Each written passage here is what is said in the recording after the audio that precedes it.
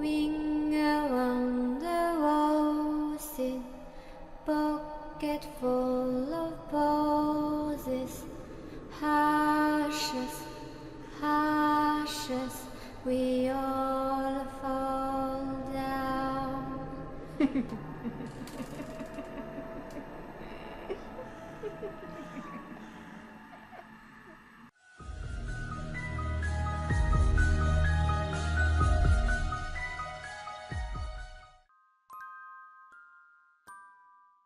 J'ai peur. J'ai peur de ce que j'ai découvert. J'ai peur d'en parler et d'avoir de gros problèmes, mais j'ai peur de garder ça pour moi et que la vérité n'éclate jamais au grand jour. Donc même si je dois le payer de ma vie, il faut que vous soyez au courant. Je m'appelle John Harvey. Je suis un défenseur des droits des animaux. Et mes méthodes sont un peu controversées. Certains me traitent même d'extrémiste. Mais pour moi, aucune action n'est trop faible, ni trop dure, pour aider nos amis les animaux. Même si beaucoup ne partagent pas cet avis. Dans un hôpital en particulier. Un hôpital qui, je savais très bien pratiquer quelques petits tests ici et là, afin de trouver de bien meilleurs vaccins, en détriment des animaux qu'ils utilisaient. Ces principes d'honneur qu'ils ont, de devoir injecter leurs produits à des lapins ou des souris, afin de voir leur réaction. Même si j'ai toujours trouvé ça débile de toute façon. La réaction chez un lapin ou chez un homme n'est vraiment pas la même. Alors pourquoi sacrifier la vie d'une pauvre bête, qui de toute façon ne servira strictement à rien? Enfin si beaucoup d'entre vous vont me dire que cela est important, c'est une étape cruciale, je sais, mais voilà, chacun ses points de vue. Enfin bref, je ne suis pas là pour partager mes opinions. J'essaye juste de me justifier un petit peu sur mes actes et mes choix qui m'ont conduit à faire cette horrible découverte. Cela s'est passé dans un CHU, un hôpital universitaire, pour ceux qui ne savent pas. Lequel exactement? Je pense que j'ai assez d'ennuis comme ça, alors pas la peine d'en rajouter. Je ne mentionnerai pas le nom. J'avais réussi à me faire passer pour un membre de la famille d'un des patients, qui je savais de source sûre, devait rester là pour un long moment. Une jambe cassée ou quelque chose dans le genre, je ne m'en souviens plus. De fil en aiguille, et faisant semblant de me perdre dans les couloirs, en esquivant le plus possible les caméras de sécurité, je me suis simplement caché dans un placard à balai. Et puis j'ai attendu que les heures passent. Les heures de visite se sont terminées. Puis la nuit est tombée. Et après 23 heures, le nombre du personnel s'est énormément réduit, facilitant grandement mes déplacements dans le bâtiment. J'ai dû me perdre une bonne heure, en jonglant de couloir en couloir, salle en salle, tout en esquivant bien sûr les gardes et autres personnels de l'hôpital qui étaient de nuit à ce moment, afin d'être sûr de ne pas me faire jeter dehors. J'étais si près du but, il était hors de question de perdre. Je savais exactement ce que je cherchais, bien sûr. La salle des fameuses expériences, qui devait probablement être au sous-sol.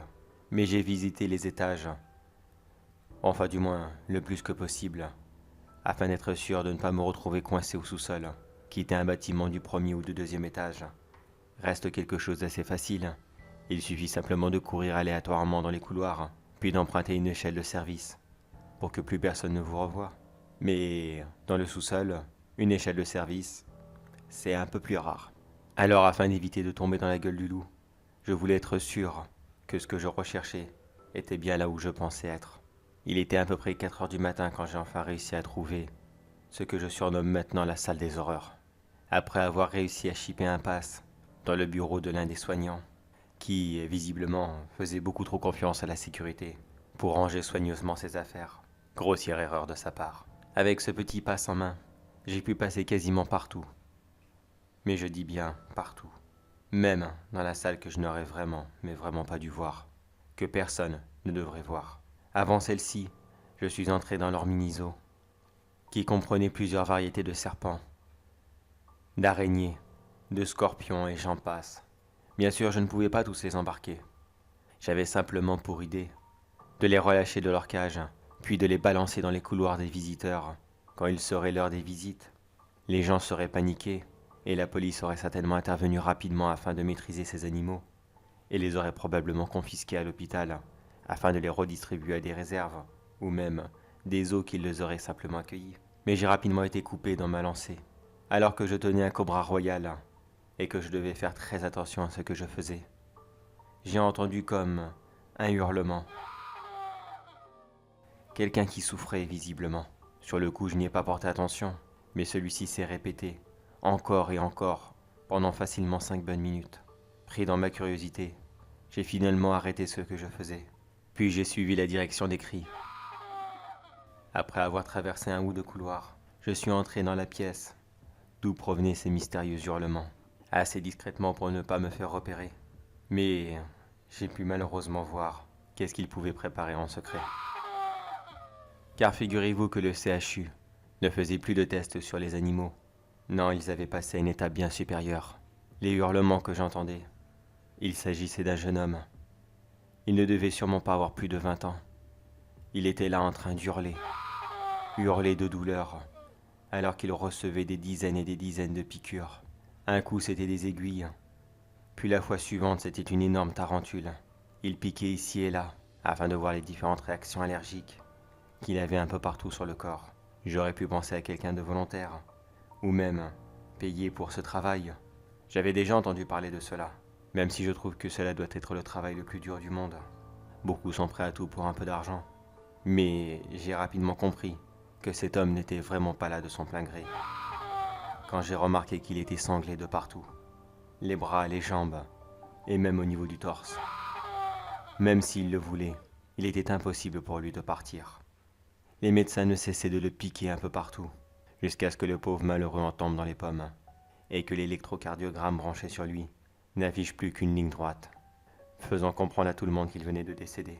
Les médecins l'ont rapidement détaché, puis l'un d'entre eux l'a emmené dans une autre pièce, que je ne pouvais pas voir de là où j'étais. Mais quelques instants plus tard, je l'ai vu revenir avec une jeune femme cette fois-ci. Elle était visiblement inconsciente, et elle ne se débattait absolument pas. Les médecins l'ont à son tour assis dans le siège.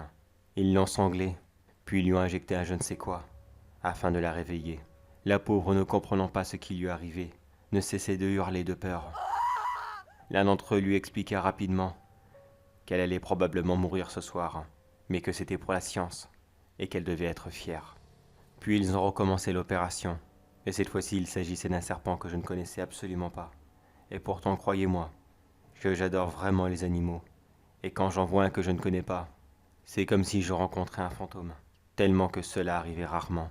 J'avais envie d'aller l'aider, mais j'ai entendu une autre porte s'ouvrir, et plusieurs hommes en sont sortis, avec dans les mains différents animaux et différentes seringues.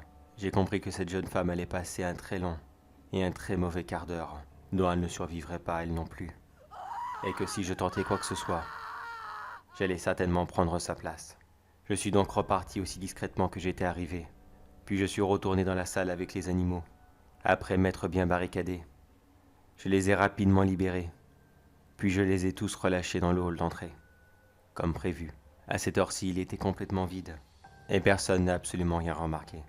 Moi, je suis simplement retourné dans ma cachette, puis j'ai attendu le reste de la nuit, en espérant que celle-ci ne soit pas trop longue. J'avais tellement peur de voir quelqu'un de la sécurité ouvrir la porte et m'embarquer dans le sous-sol, afin que je rejoigne les autres patients. Patients, que dis-je, les cobayes de laboratoire plutôt. Mais quand j'ai entendu les premiers hurlements de terreur, j'ai compris que la famille des patients était arrivée, et que je pouvais maintenant sortir discrètement, en profitant de la panique générale que les animaux avaient provoquée dans leur fuite. Je suis finalement rentré chez moi sain et sauf, et il m'a fallu plus de 2 semaines pour me décider si oui ou non je devais enregistrer cela. Car croyez-moi que j'avais vraiment, vraiment peur pour ma vie. Mais comme je vous l'ai dit plus tôt, je ne peux pas rester comme ça, avec cet horrible secret. Qui étaient ces cobayes de laboratoire? Je n'en ai aucune idée. Tout ce que j'ai réussi à trouver sur Internet, c'était que beaucoup de personnes avaient effectivement disparu dans la région. Pour la plupart, c'étaient des gens sans famille, des orphelins, des abandonnés, ou des fugueurs qui n'avaient jamais donné signe de vie. Finalement maintenant, ce que je pense de tout ça, et c'est bien triste à dire, car je reviens sur ce que j'ai dit tout à l'heure, et je me contredis même, mais finalement, je crois que les tests sur les animaux, c'était pas si mal, dans le fond. À l'idée maintenant que de pauvres orphelins fassent les frais, sans que personne ne vienne jamais les aider. À mes yeux, cela est devenu vraiment, vraiment bien pire.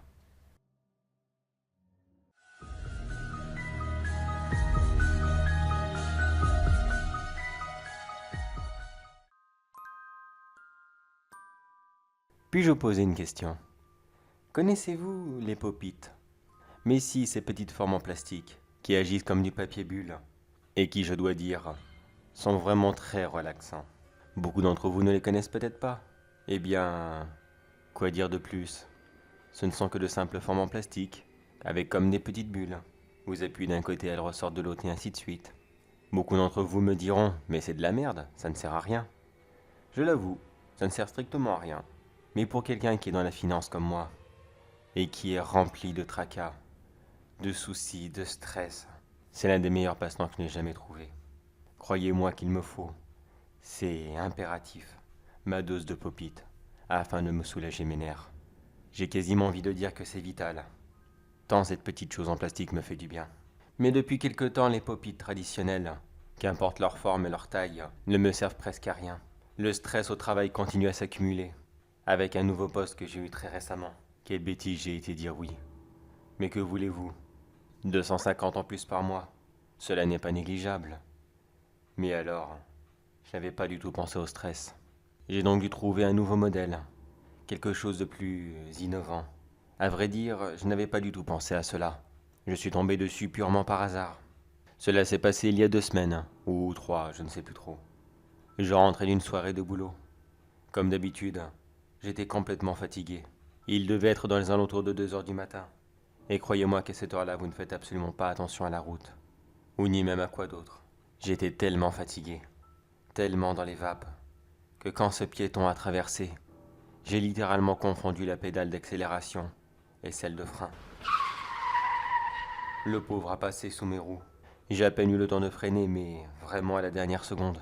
Cela n'a littéralement rien changé. C'était comme rouler sur un dos d'âne, mais beaucoup plus gros. Quand je suis descendu de ma voiture, afin de voir si je pouvais faire quelque chose pour lui, c'était déjà trop tard. Il était mort. J'aurais pu appeler la police. J'aurais dû sûrement. Mais ne me demandez pas pourquoi.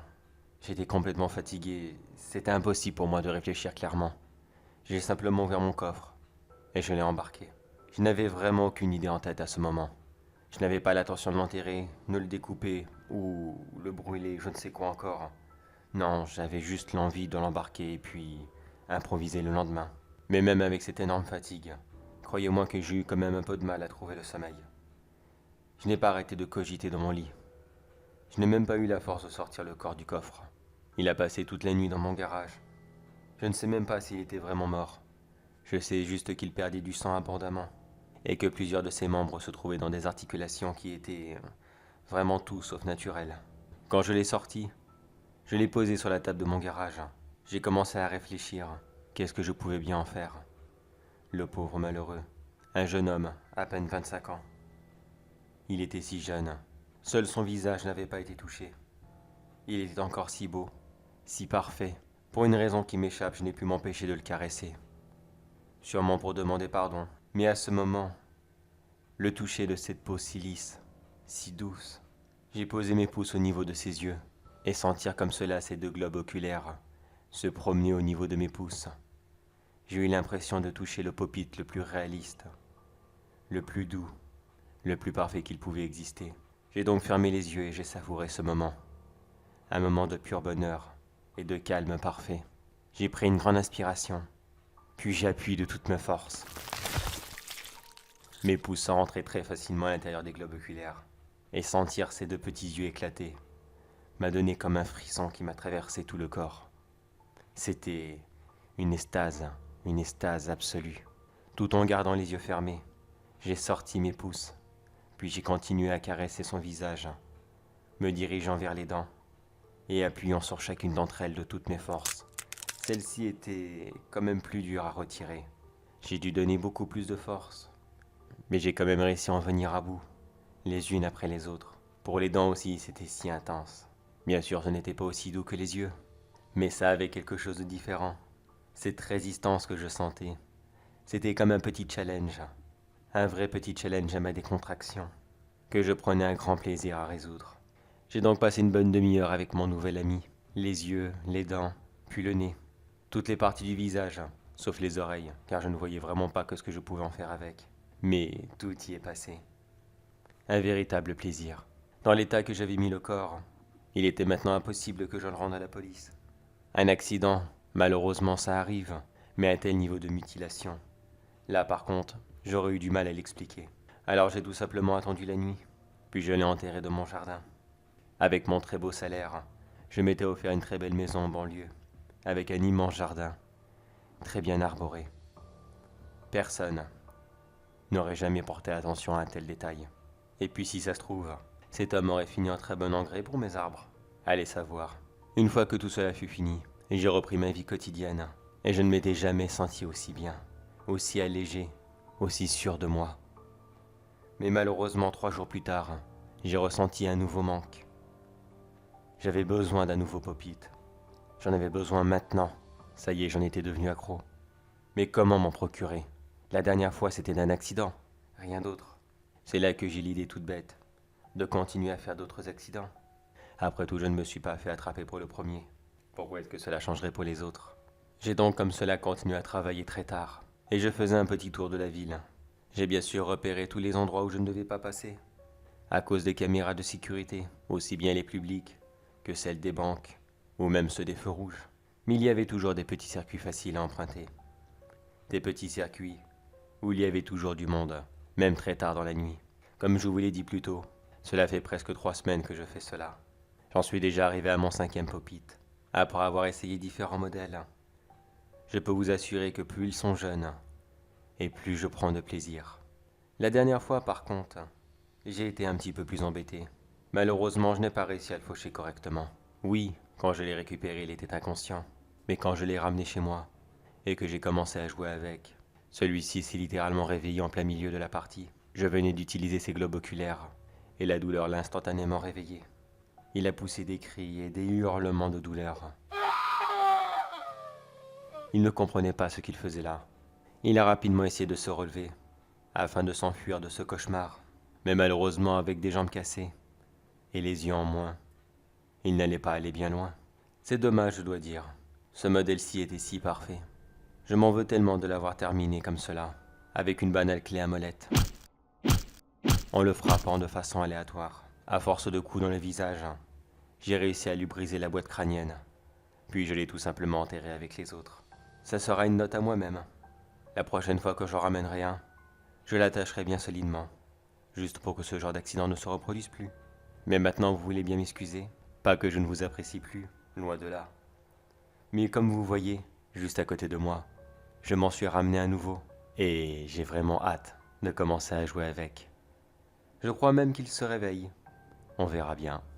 Comme d'habitude, je commence avec le plus tendre les yeux. Mais vous n'êtes pas obligé de partir, voyons. Restez encore quelques instants avec moi. Asseyez-vous bien tranquillement et profitez du spectacle.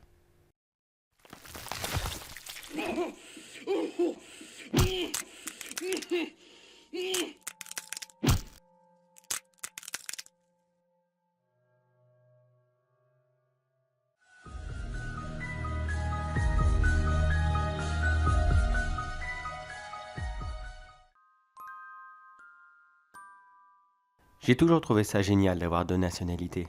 Surtout que les miennes, françaises et allemandes, sont assez classes devant les filles. Vous allez en Allemagne et vous leur dites que vous êtes français. Elles vous tombent tous dans les bras. Vous allez en France et cela passe très bien sur votre CV. Pour être plus précis avec vous, je suis né en Allemagne et je vis en France. Enfin, à la frontière. J'ai beaucoup de famille là-bas. Il est hors de question pour moi de m'en séparer. Car dans ces 2 pays, la famille, c'est sacré. Vous serez d'accord avec moi. Il y a quelque chose que je préfère quand même en Allemagne.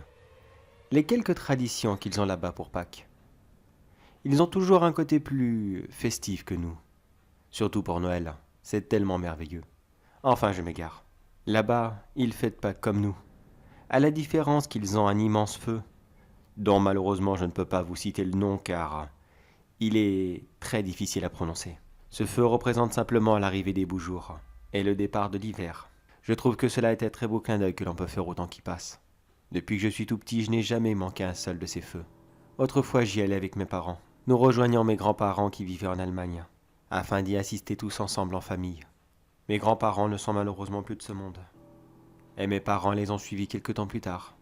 Un accident de voiture. C'est à partir de leur départ que ma vie a commencé à tomber littéralement.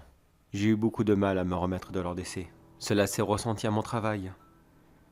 Et mon patron, au lieu simplement de me laisser du temps, m'a simplement foutu dehors. Comme si je n'étais rien, me retrouvant sans emploi. C'est ma copine qui m'a laissé. Elle ne voulait pas de quelqu'un qui ne pouvait pas subvenir à ses besoins.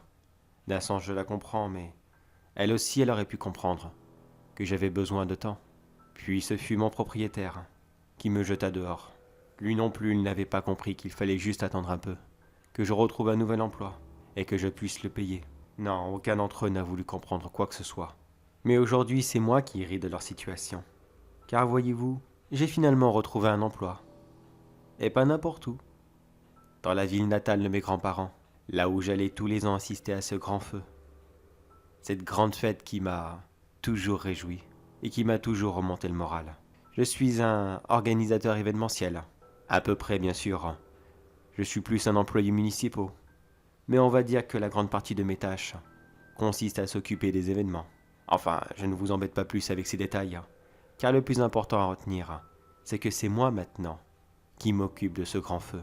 Quand j'ai pris ce poste, on m'a juste demandé une petite consigne. Essayer de réduire le budget. Car malheureusement la ville manque de moyens. Les nombreuses crises du moment ont fait beaucoup de mal à la commune. Et les spectacles ne sont plus aussi prestigieux qu'avant. J'ai donc limité nos feux d'artifice, décorations de Noël. Par contre, ce feu, il devait être aussi merveilleux que dans mes souvenirs. C'était vital pour moi.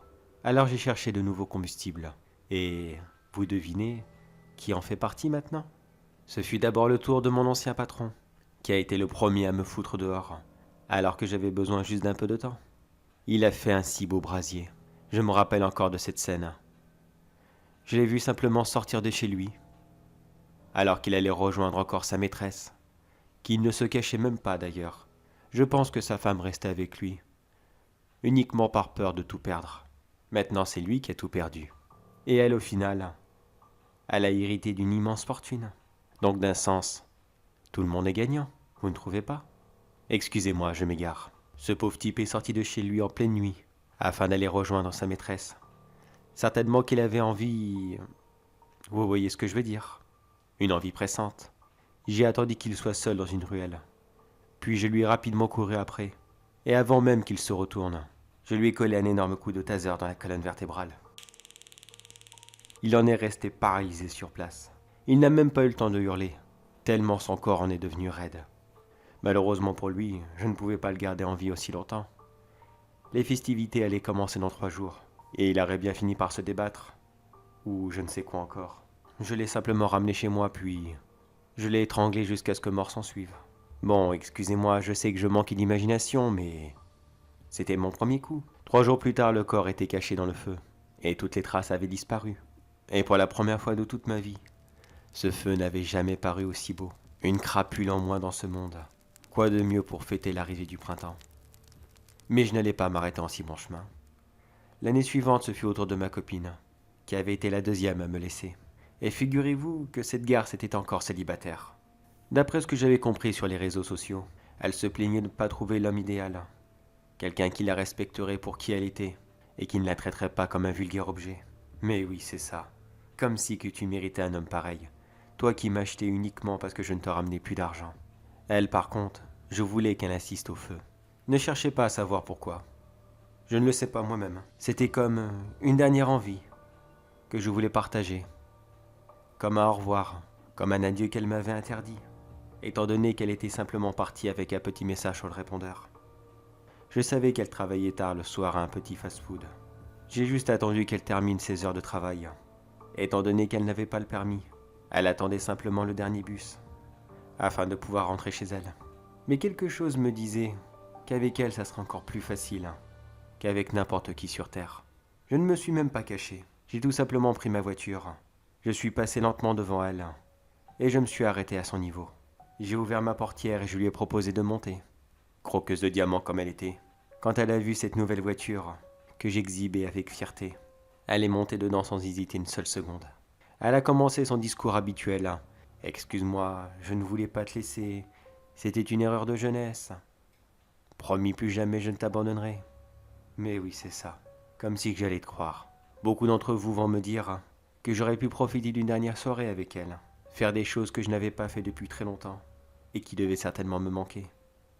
Oh non, pas du tout. À chaque fois que je la regardais, je n'avais que du dégoût et du mépris. Je n'avais vraiment pas envie d'autre chose. Je lui ai juste proposé de boire un verre chez moi. Mais malheureusement pour elle, elle ignorait que ce fameux verre contenait un paralysant très puissant. Elle n'a même pas eu le temps de le finir. Elle est littéralement tombée sur le côté, et elle est restée figée sur place. Elle restait là avec ses grands yeux ouverts, et j'ai pu tout lui raconter, tous les projets que j'avais pour elle, tout ce qui était déjà arrivé à mon ancien patron, qu'elle connaissait bien d'ailleurs. Je me suis plusieurs fois demandé si elle n'avait pas eu des aventures avec lui. Mais, faute de preuves, je ne vais pas lui rajouter ça sur le dos. Ou au pire, je ne suis plus à ça près. Le lendemain même, elle faisait partie de cet immense feu de joie. Elle m'a regardé l'attacher sur cet énorme pic de fer, la recouvrir de bois, et quelques instants plus tard, elle prenait feu, devant une foule admirative, qui ne cessait d'applaudir ce magnifique spectacle. Bien sûr, dans les cendres, il reste des os, mais ne vous inquiétez pas pour ça. En tant qu'organisateur, je me charge moi-même de débarrasser le reste du feu.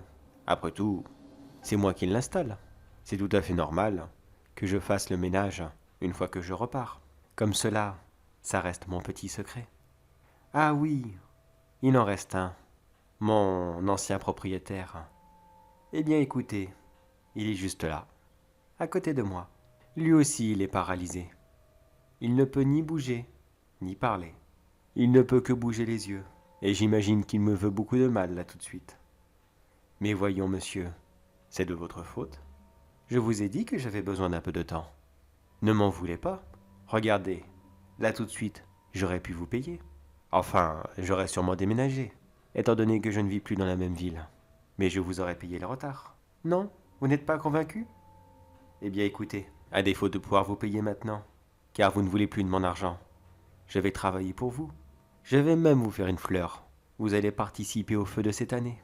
De toute façon, c'était déjà mon projet de base. Allez, ne faites pas cette tête. Enfin, cette tête intérieure, bien sûr. Car là, vous êtes aussi inexpressif qu'un zombie. Suivez-moi et profitons de ce feu ensemble. Vous serez au premier à loge, afin de faire bronzette.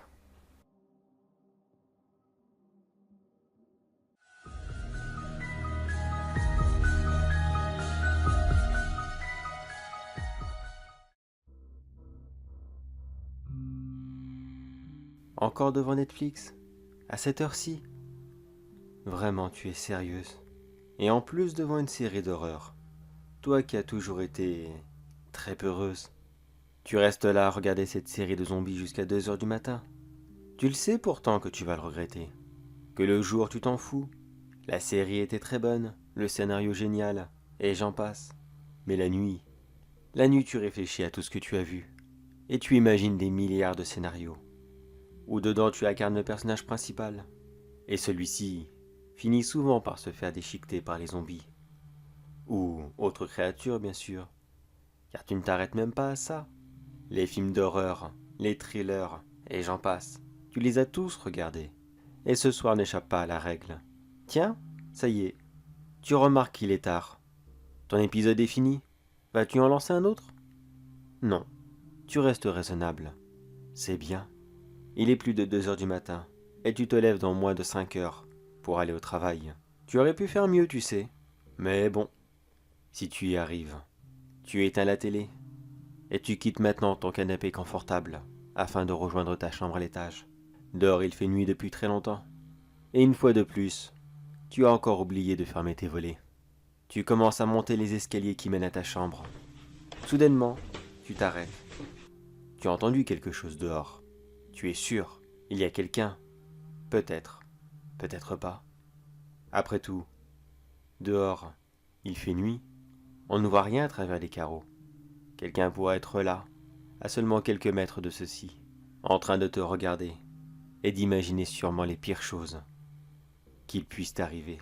Surtout que la série que tu viens de regarder ne t'aide pas. Ton imagination travaille tellement. Et tu regrettes une fois de plus de ne pas avoir pris un animal de compagnie. Un chien, un chat, n'importe quoi. Du moment que celui-ci pourrait faire peur à un agresseur, tu vas devoir te contenter de ton courage. Et celui-ci sera exemplaire pour une fois. Tu vas réussir à allumer la lumière. Et dans une grande précipitation, Tu iras même verrouiller la porte et fermer tous les volets de ta maison. Tu vois, ça ne t'a pas pris longtemps. Pourquoi avoir hésité comme cela? Maintenant, tu es barricadé chez toi. Plus rien ne peut t'arriver. Te voilà en sécurité. Tu reprends donc ton chemin direction ta chambre. Cette fois-ci, il n'y a plus aucun obstacle. Il n'y a plus que toi et ce merveilleux lit douillet qui t'appelait depuis plusieurs heures maintenant. Attention tout de même, il y a des procédures à suivre. L'hygiène est très importante avant d'aller se coucher. Tu ne sais pas pourquoi, mais tu décides quand même de regarder ici et là. Ta maison n'est pas très grande, mais tu possèdes quand même une chambre d'amis que tu n'utilises pratiquement jamais. Tu jettes un coup d'œil dans celle-ci, pensant que quelque chose aurait pu entrer ici caché. Mais voyons, il n'y a même pas de meubles.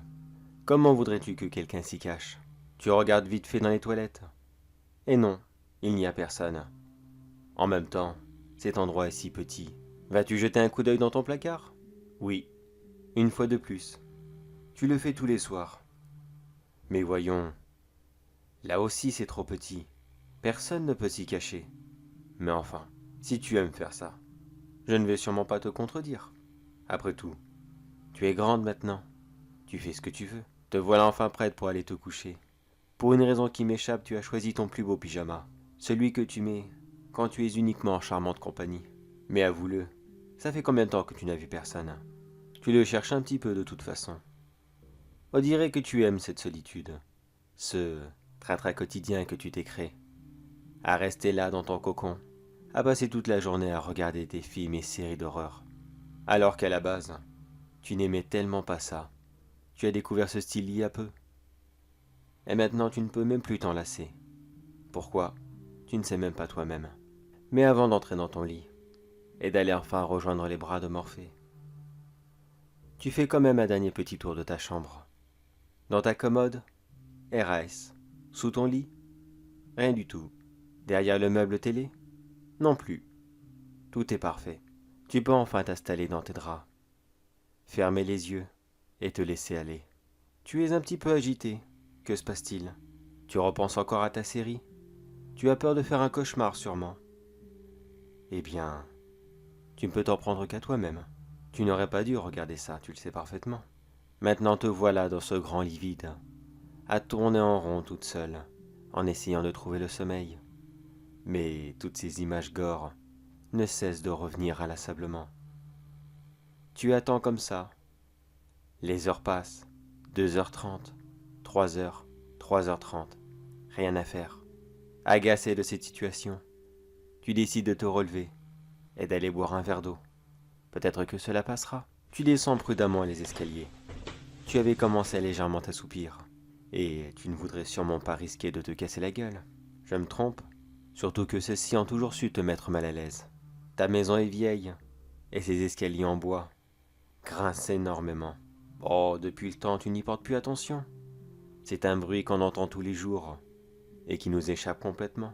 Mais cette fois-ci, en arrivant dans la cuisine, tu commences à te servir ton verre d'eau. Et avant même que tu commences à le boire, tu entends une fois de plus ces escaliers. Enfin, tu crois? Peut-être. Après tout, tu les entends si souvent. Oh, voyons, sûrement le bois qui travaille. Ce n'est rien. Termine donc ton verre et retourne te coucher. Peut-être un petit gâteau pour couper la faim. Attention, ce n'est pas bien bon de manger le soir. C'est à présent l'estomac bien plein et la conscience rassurée que tu retournes dans ton lit. Tu remontes l'escalier, franchis ton grand couloir. Tu t'installes dans ton lit douillet et tu fermes à nouveau les yeux. Tu es plongé dans le noir complet. Ton téléphone est resté dans le salon, car tu pensais ne pas en avoir besoin ce soir. Tu n'as pas de coup de fil à passer, et tu ne veux sûrement pas être dérangé par un SMS. Mais c'est à ce moment que tu entends ta porte grincer. Elle se referme doucement, puis elle se claque toute seule. Tu ouvres rapidement les yeux se demandant ce qu'il se passe. Tu balayes la chambre du regard, mais celle-ci est plongée dans le noir. Et c'est là que tu réalises que pour la première fois de toute ta vie, avant de te remettre au lit, tu as oublié de faire l'inspection de ta chambre. Dommage pour toi, car quand tu étais en bas, avec ton verre d'eau, c'est moi qui ai monté à l'étage, et c'est moi qui étais dans ta chambre, en train de t'attendre. Maintenant, tu t'es enfermé avec moi. Nous allons passer une super soirée ensemble.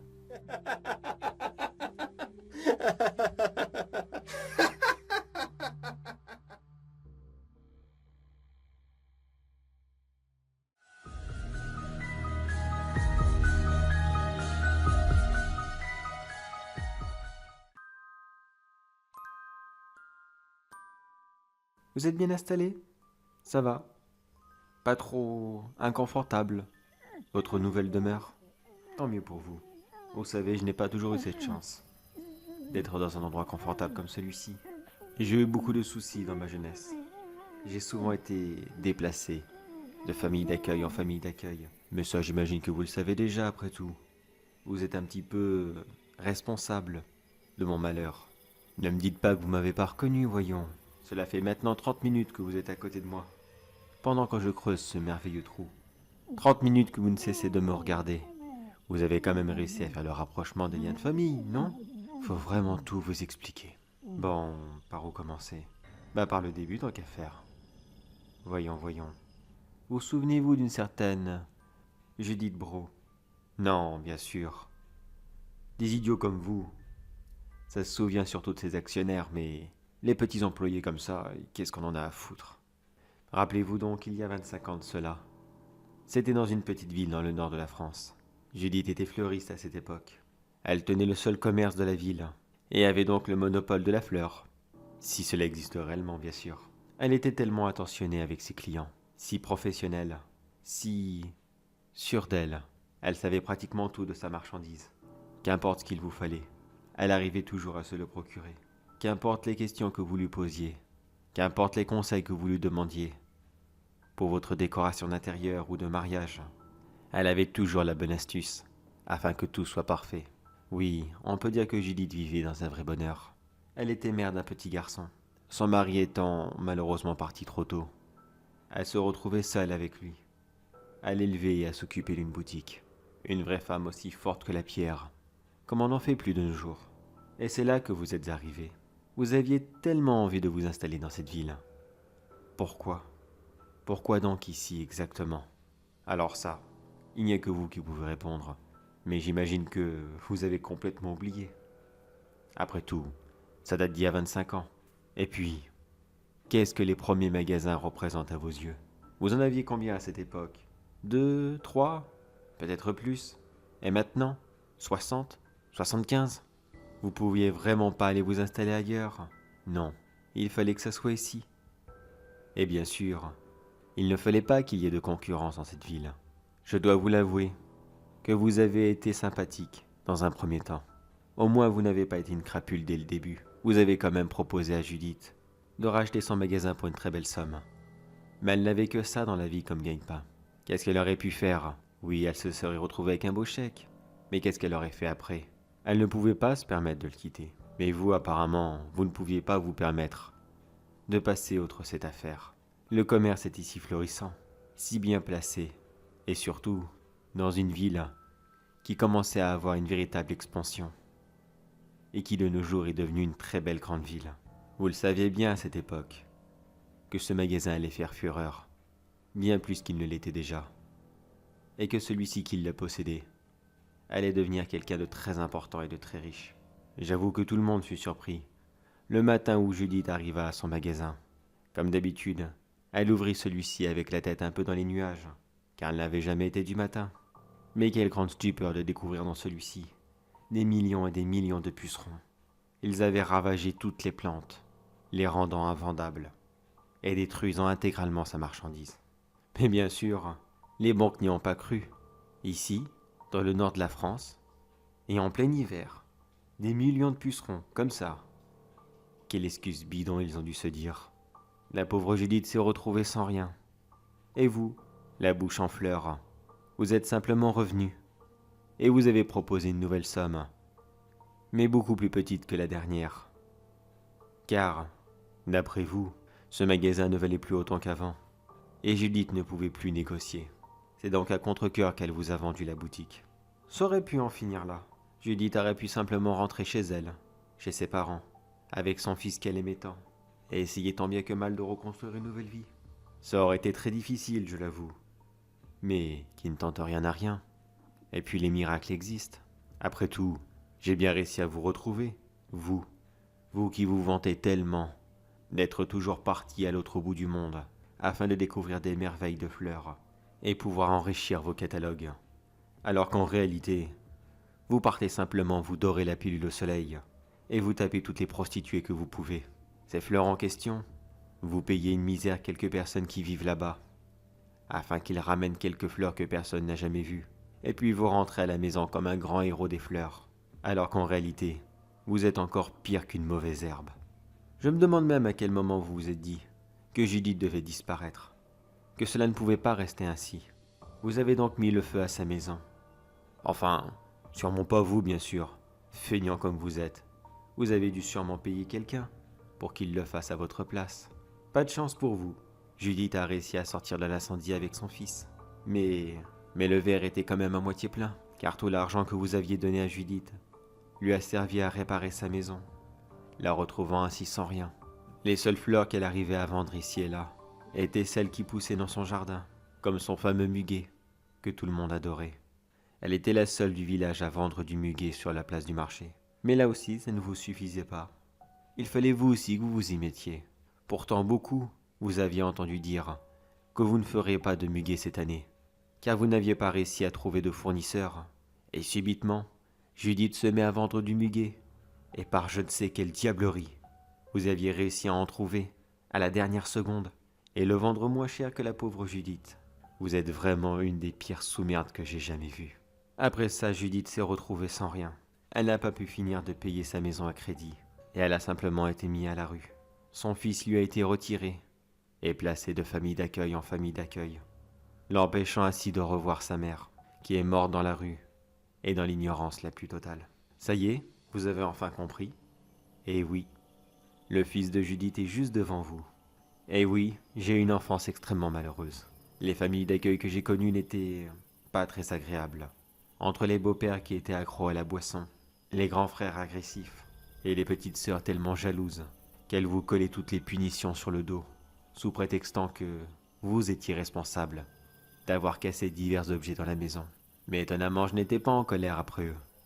Je n'avais aucune haine envers cette famille, ni même aucune autre d'ailleurs.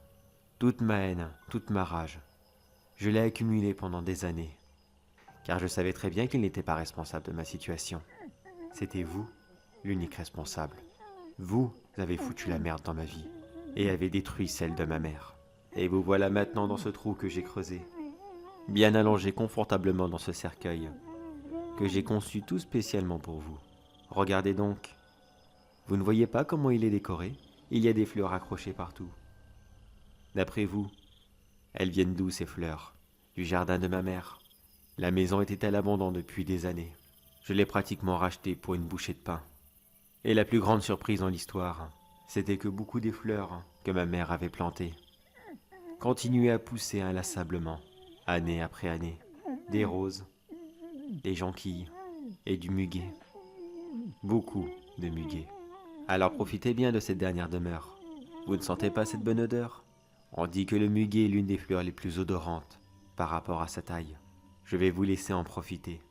Et considérez donc cela comme la vengeance de ma mère, qui aura tout fait pour essayer de bien élever son fils, mais qui, au final, aura tout perdu, mais uniquement à cause d'une pourriture comme vous. Ah oui, j'y pense. Avant de vous laisser reposer en pièces, sachez une dernière petite chose.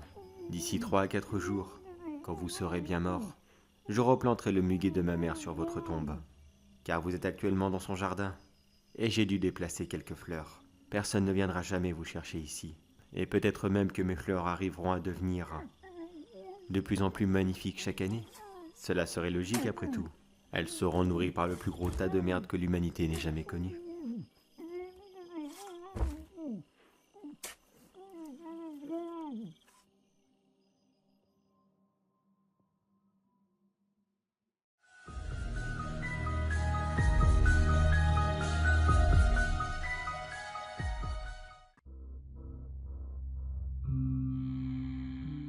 Bon, voyons, par où commencer? Je m'appelle...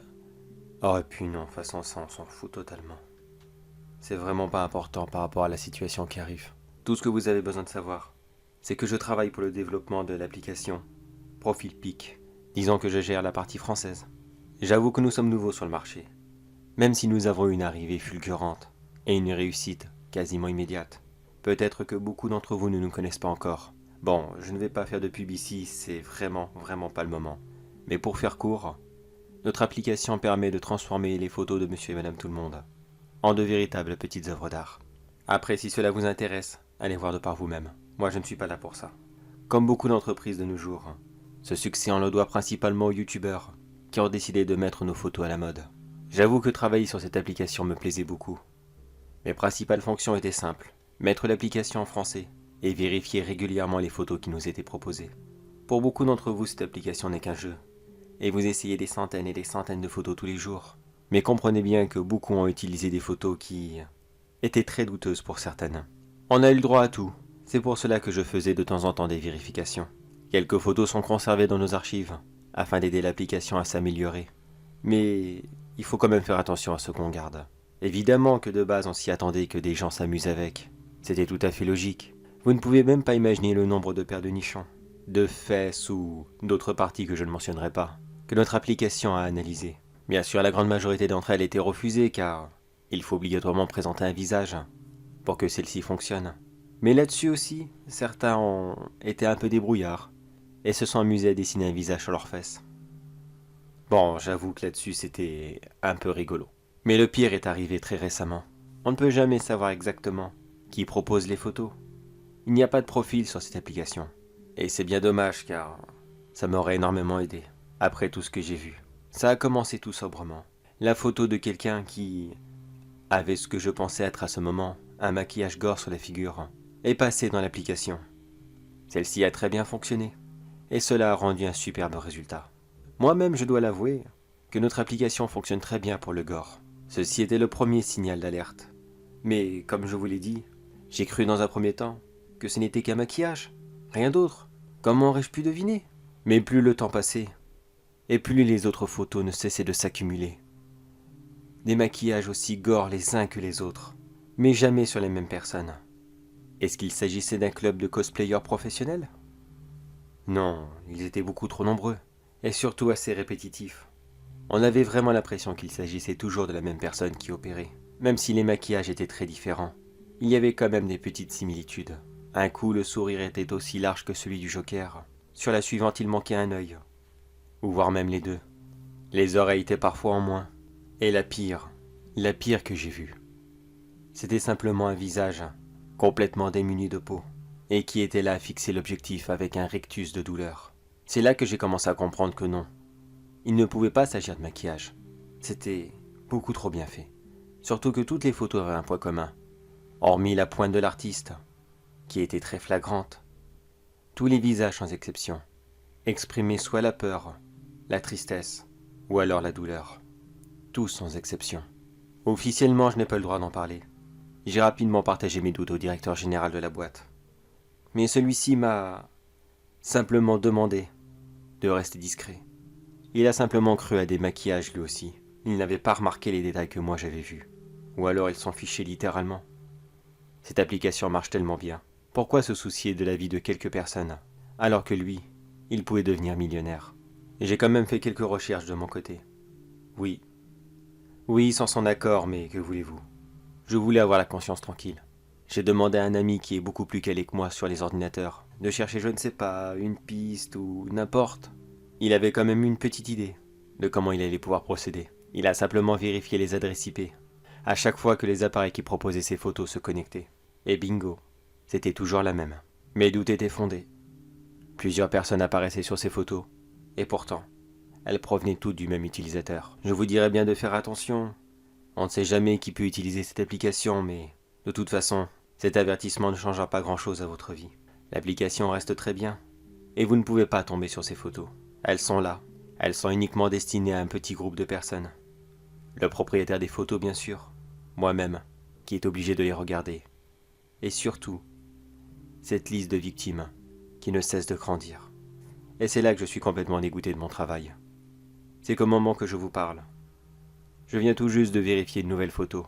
Et sur celle-ci, je peux vous garantir que la personne qu'on y voit ne pourra plus jamais rien manger de solide de toute sa vie.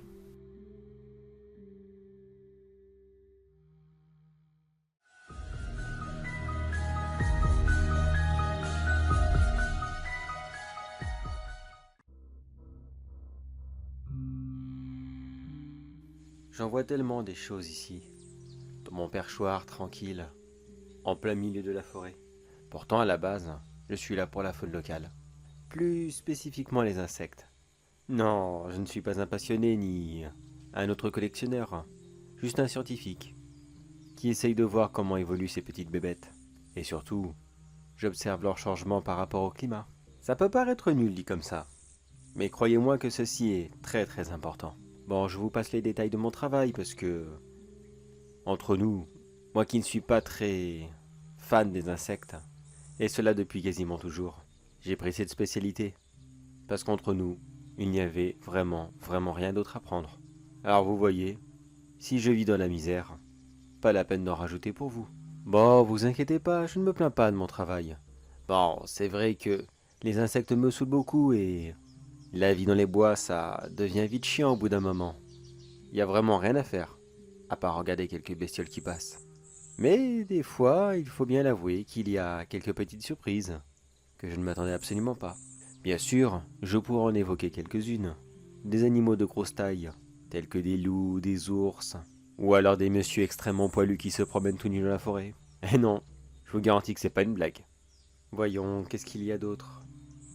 Ah oui, il y a aussi quelques couples parfois, qui s'installent tranquillement dans les bois et qui font un peu plus ample connaissance, si vous voyez ce que je veux dire. Bien sûr que non, ça ne m'intéresse pas beaucoup. La preuve, toutes les bandes d'enregistrement avec leurs zébas dessus sont toutes foutues en l'air. Eh bien évidemment que non, je vais pas les garder. Ces bandes, moi je les envoie directement au musée. Vous imaginez si ça apparaît en plein milieu dessus? Oui, je risquerais certainement d'avoir de très gros problèmes. Et le pire dans l'histoire, c'est que ça serait même pas ma faute. C'est pas moi qui l'ai fait. Par contre, de vous à moi, parmi tous les trucs bizarres que j'ai pu voir, il y en a un qui revient assez souvent. Et cela depuis quelques mois maintenant. Autant vous dire que c'est assez récent. Ça fait 10 ans que je suis ici. Et oui, 10 longues, très longues années. C'est long, très long. Alors quand un tel divertissement arrive devant chez vous, ça vous change tellement les idées que vous ne pensez même pas à l'arrêter. Et pourtant c'est atroce.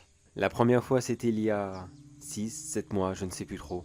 C'était un jeune couple qui était arrivé dans les bois. Ils ont commencé le numéro habituel. Un simple pique-nique, quelques bisous.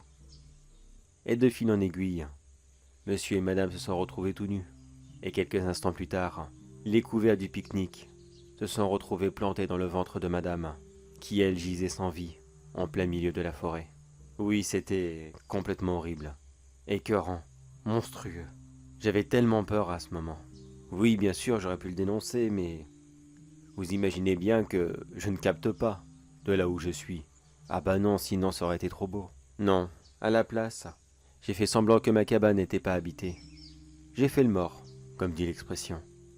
J'ai éteint toutes les lumières, et je me suis simplement caché. Apparemment ce Roméo sadique ne m'a pas remarqué. Il est simplement parti quelques mètres plus loin enterrer le corps. Enfin du moins, ce qui en restait bien sûr. Car je vous laisse deviner, pourquoi est-ce qu'il avait planté comme ça ses couverts dans le ventre de madame, disant qu'à ses yeux, elle était mignonne à croquer. Oui, c'est vraiment dégueulasse. J'ai bien cru que j'allais vomir ce jour-là, mais je me suis retenu. Une chance pour moi car je fais un tel raffut quand je vomis. J'aurais été immédiatement démasqué. J'ai très longtemps hésité à sortir de chez moi, afin de prévenir police secours de ce qu'il se passait dans les bois. Même si techniquement, je n'ai pas vraiment besoin de sortir. J'ai tellement de réserves d'eau et de viande séchée que je peux tenir encore quelques mois ici. Le seul jour où j'ai trouvé du courage pour aller prévenir la police de ce que j'avais vu, c'est-à-dire plus exactement une semaine après ce macabre accident. Ce jeune homme est à nouveau revenu, et avec une autre cette fois-ci. Il a réalisé presque le même procédé, et c'est d'ailleurs durant ce deuxième rendez-vous que j'ai remarqué que monsieur ne mangeait jamais. Même pas un morceau de pain, rien du tout. Je suppose qu'il doit en manger à se faire péter la panse, quand madame se retrouve le ventre à l'air quelques instants après. C'est vraiment, vraiment dégoûtant. Maintenant, je dois vous avouer quelque chose d'horrible sur moi. Non, je vous rassure, j'ai pas participé. Et puis quoi encore? Pas question. Je vous l'ai dit, j'ai mes propres réserves. Mais j'ai commencé petit à petit à filmer ces sorties dans les bois avec un prédateur. À la base, bien sûr, j'avais l'intention de monter un dossier en béton armé afin d'aller le dénoncer. Mais plus le temps passait, et plus ma peur de redescendre et de tomber nez à nez avec lui ne cessait de grandir. Puis quelque chose d'autre est né à ce moment. La peur et l'angoisse étaient toujours là, mais il y avait un petit je ne sais quoi au début. Ce je ne sais quoi a grandi et est finalement devenu la curiosité, et qui aussi laissait place au plaisir. Et oui, je vous l'avoue, je prends toujours énormément de plaisir à voir ce nouveau petit couple s'installer tranquillement au même coin que d'habitude, et avec cette dame qui finit exactement de la même façon. À chaque fois, encore et encore. J'ai toujours su que j'avais un petit côté sadique, mais là, il s'est enfin réveillé. Et pourtant, c'est tellement beau. C'est de l'art, voyons. Vous ne pouvez pas comprendre tant que vous ne l'avez pas vu. Toutes ces nuances de couleur rouge, c'est tellement, tellement beau. Ah oui, bien sûr, je ne vous ai pas expliqué comment il fait pour se débarrasser de ses victimes. Non, avant qu'il les enterre, et bien avant qu'il les mange. J'ai remarqué qu'il avait 2 techniques, voire même une petite troisième, mais je suis pas vraiment sûr qu'il ait voulu le faire exprès. La première, et la plus simple, consistait à mettre simplement quelque chose dans la boisson de madame, pour qu'elle ne se réveille plus jamais. Sa deuxième combine consistait à l'étrangler avec un chiffon, pendant que monsieur était sur elle en train de faire des ébats. Puis il y a eu cette nouvelle, comme je vous l'ai dit. Il a tout simplement étranglé la dernière, un coup de couteau sous la gorge. Mais c'est là que je me méfie quand même, car il avait le couteau dans la main depuis un moment et les grands gestes qu'il faisait dans les airs faisaient plus penser à quelqu'un qui chasse un insecte, plutôt que quelqu'un qui essaye de poignarder désespérément quelqu'un d'autre. Après, peut-être que je me trompe, peut-être qu'il a volontairement fait exprès. Oh, mais vous savez quelle heure il est? Oui, c'est l'heure. Ils ne vont plus tarder. J'ai tellement hâte de voir qu'est-ce qu'il va nous ramener de beau maintenant. Surtout qu'à chaque fois que je le vois ici, je suis tellement fier de lui. Pourquoi? Oh, je ne vous l'ai pas dit. Oh, c'est bête de ma part, voyons. Comment ai-je pu oublier ça? Vous voulez connaître la dernière et la très bonne raison de pourquoi je ne préviens pas la police maintenant? Eh bien, disons qu'il y a un mois, j'ai enfin remarqué qui était cette personne. Oui, je sais, il m'a fallu longtemps, mais que voulez-vous? Je vois très mal les visages depuis mon observatoire. Eh bien, qui est cet homme qui est absolument dégueulasse, horrible, ce véritable monstre qui massacre à tour de bras tous ceux qui restent avec lui? Eh bien, comment vous le dire? Je dirais simplement que la famille est extrêmement sacrée. Je respecte cette règle. Et c'est pour ça que jamais, au grand jamais, je n'irai dénoncer mon frère.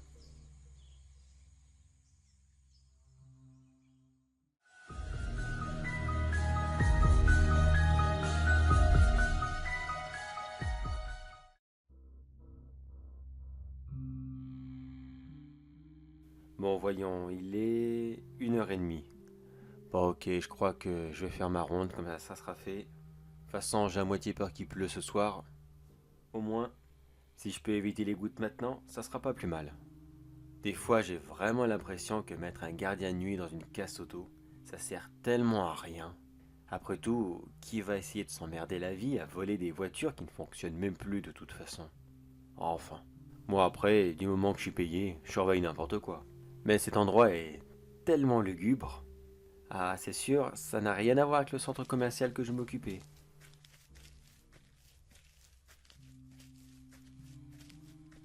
Bon, bah, par là, il n'y a rien du tout. Par ici, rien du tout. J'ai même pas envie de le faire sérieusement. Oh, puis merde. Je vais essayer de bâcler rapidement. Je vais prendre le raccourci. Tiens, là, ça ira très très bien. Voyons, voyons, qu'est-ce que nous avons là? C'était quoi ça? On dirait un oiseau. Un gros oiseau. Oh, bordel. Mais il faut pas qu'il y ait d'oiseaux ici. À chaque fois, c'est pareil. Soit cette bestiole va se faire écraser par les ferrailles. Et à ce moment-là, c'est moi qui va prendre, car ça va encrasser les machines ou je ne sais quoi. Et avec un peu de chance, on va encore avoir des humanitaires sur le dos car c'était une espèce en voie de disparition, comme ils l'appellent.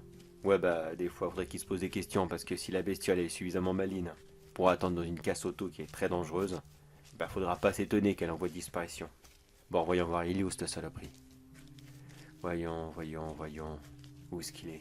Ah j'entends quelque chose, je crois qu'il est par là. Voyons voir. Il est. Waouh, il est énorme cette bête. Waouh. Ah ouais. Ah ouais, quand même. Ah, je sais pas ce que c'est, mais alors. C'est.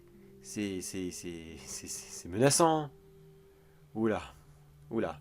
Alors en pleine nuit en plus. Bon, allez. Non, bon, saisis-toi, c'est qu'un oiseau, voyons. Un très gros oiseau, mais. Bon, allez. Allez, je m'approche doucement. Je vais essayer de le faire partir. Si je lui jette une pierre. Ouais, non, je vais lui jeter une pierre, ça ira très bien comme ça. Voyons voir. Tiens, attrape. Ah, je crois que ça c'en est fait. Il s'en va. Il revient. Non, mais il revient vers moi là. Il revient. Je me barre.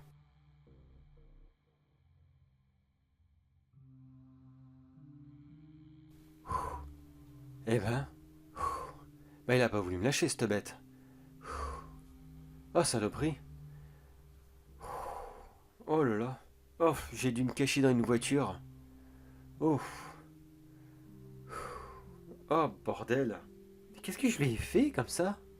J'ai rien demandé. Enfin, si, oui, non, j'ai voulu qu'il parte, c'est sûr, mais, mais il avait qu'à partir, pourquoi il m'a sauté dessus? C'est quoi? Attends, mon téléphone. Qu'est-ce que c'est que cette bête? Alors, un gros rapace avec une collerette de plumes, c'est une harpie. Harpie, ah oui, c'est... Ouais, c'est le même, c'est celui-là. Oula, bébête très agressif apparemment. Avec un nom si agressif que ça ne m'étonne pas qu'il l'ait donné à un monstre dans Skyrim. Bon, bref. J'arrête de déconner, moi, parce que de toute façon, il est encore là. Je sais pas où il est, ça fait un moment que je l'ai pas vu. Puis je vais pas passer ma nuit dans la voiture, faut que je retourne à mon poste, faut que je pointe, moi. Oui, ça paraît tellement débile, dit comme ça. J'ai un énorme oiseau qui me tourne autour et moi je pense à pointer. Oui, mais il faut bien que je sois payé en tant qu'affaire, hein. Et puis, si c'est pour prendre de tels risques, hein, et n'être même pas payé derrière, franchement, ça vaut pas le coup, mais... Putain, il est où? Hein? Qui c'est? La porte s'ouvre. Bon, madame? Mais, vous n'avez pas le droit d'être là? Bien le bonsoir, cher monsieur. Je recherche mon oiseau. Vous ne l'auriez pas vu par hasard? Vous voulez parler d'un très gros oiseau qui saute sur tout ce qui bouge? Si, je l'ai vu. En fait, je sais pas où il est, mais je l'ai vu de très près, même tout à l'heure, et ça n'a pas été très agréable. Ah, ça me rassure. Vous pouvez sortir, ne vous inquiétez pas. Je vais l'appeler et il ne vous fera plus rien. Ah bah, vous me rassurez, merci, parce que j'avais vraiment, mais alors vraiment pas envie de passer la nuit ici. Waouh. Ah, Ah, ça fait du bien. Voyons. Vous le voyez? Vous savez où il est? Pas que j'en ai peur, bien sûr, mais c'est que j'ai pas spécialement envie de le revoir de près, vous comprendrez. Ah tiens, le voilà.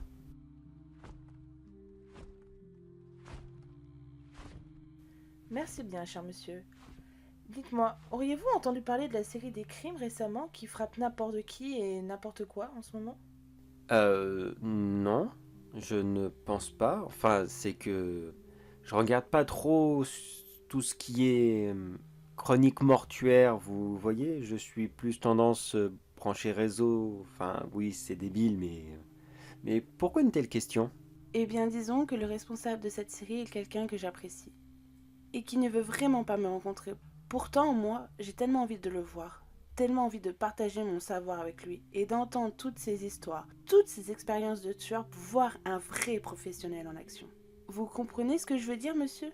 Oui, je pense. Enfin, je crois que je comprends, mais excusez-moi, mais quel rapport avec la situation actuelle? Parce que si ça vous dérange pas, moi, j'aimerais retourner à mon poste parce que je suis quand même un peu en retard là, en fait. Vous voyez? Mais non, restez donc. Voyons, on a toute la nuit. Enfin, j'ai toute la nuit. Vous n'avez plus rien. Vous voyez ce magnifique animal? Je l'ai dressé tout spécifiquement afin de chasser n'importe quelle proie et afin de pouvoir le mettre à terre en un temps record. J'en ai plein d'autres des comme lui. Je suis une véritable tueuse avec les animaux. C'est ma touche personnelle si vous préférez. Attendez, j'ai peur de comprendre. Oui, non, non, non, je vais y aller, madame. C'est super ce que vous faites, j'en doute pas une seule seconde. Mais là, faut vraiment que j'y aille. Alors, bonne soirée à vous. Hein. Au revoir, au revoir. Attrape-le et tue-le.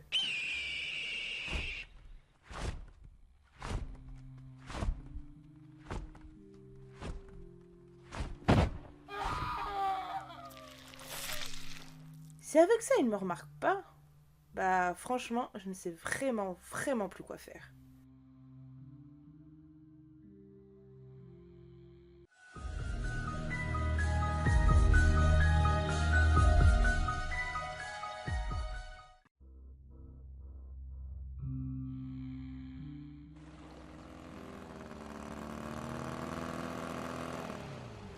Hey, bonjour les amis, on se retrouve sur cette chaîne d'Urbex que je viens juste d'ouvrir et bordel, j'espère que cette intro sera pas trop ridicule. Bon, non, bon tant pis, je conserve, on verra bien. J'en étais où? Oui. Alors oui, pour cette première vidéo, nous allons découvrir ensemble... Putain, faut vraiment que je m'améliore un petit peu. Non, oh, ça enregistre encore là, voyons. Non? Si, non, ça enregistre encore. Oh bon, tant pis, je couperai son montage. Nous allons visiter pour cette première Urbex ce fameux cargo abandonné depuis... Non, ça aussi, il faut que j'améliore ça. Hein. Je couperai mon montage, hein. Je rajouterai les effets un petit peu comme les gros youtubeurs. Waouh. Ah ouais, ça va être bien, ça va être bien, bien. On a été où? Oui. Et pour ce faire, je serai en compagnie de personne. Et oui, votre serviteur ici présent, lui, il a pas peur. Il entre là-dedans, il filme et il vous montre l'intégralité. Mais là, je parle et je parle. On va y aller et on va découvrir ensemble ce cargo hanté. Enfin, c'est ce qu'on m'a dit sur internet. Bon, par contre, attention la tête, c'est pas facile à... Aïe! Ah bah voilà. Bon bah tant pis, ça va, c'est pas méchant. Oula, il fait noir là-dedans. Attends, où est-ce que j'ai mis ma torche? Elle est là. Oh bah, ça sera pas suffisant. Bon allez, lampe frontale. Voilà. Eh bah dis donc, niveau lugubre, eh ben ça fait fort, hein. Il y a une espèce de silence là-dedans. Et étonnamment, il n'y a pas d'écho. Je m'aurais attendu.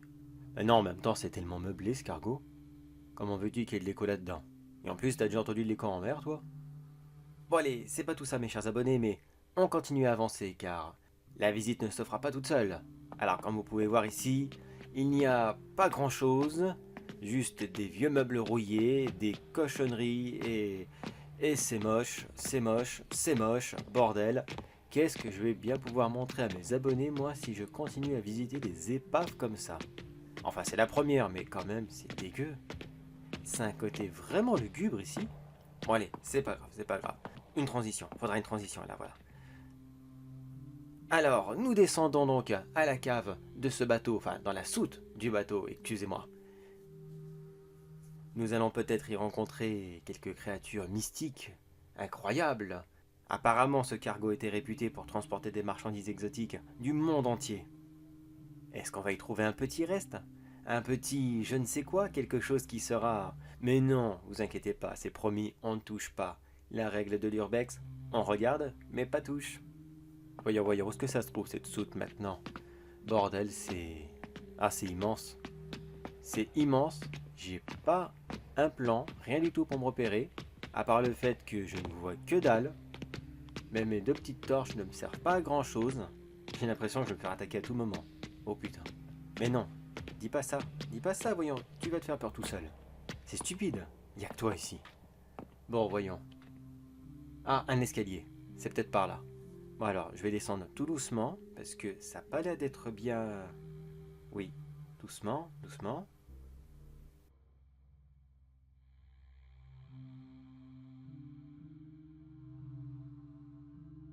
Bon mes chers abonnés, je vous ai passé un petit moment de la visite parce que c'était vraiment inintéressant. Et nous sommes maintenant arrivés dans ce qui semblait être l'avant de la soute ou je ne sais pas quoi encore car nous ne sommes pas arrivés sur place. Là, c'est un endroit encore plus lugubre qu'en haut. On n'y voit vraiment plus grand chose. Déjà que là-haut, il n'y a pas de lumière, mais alors là, je suis directement tombé en enfer. Ah, c'est génial ça comme titre de vidéo. Ah ouais, il faut que je le note. Faut que je le note. Voyons voir, mon carnet, il est où? Mon carnet. Oh, puis merde, bah j'ai...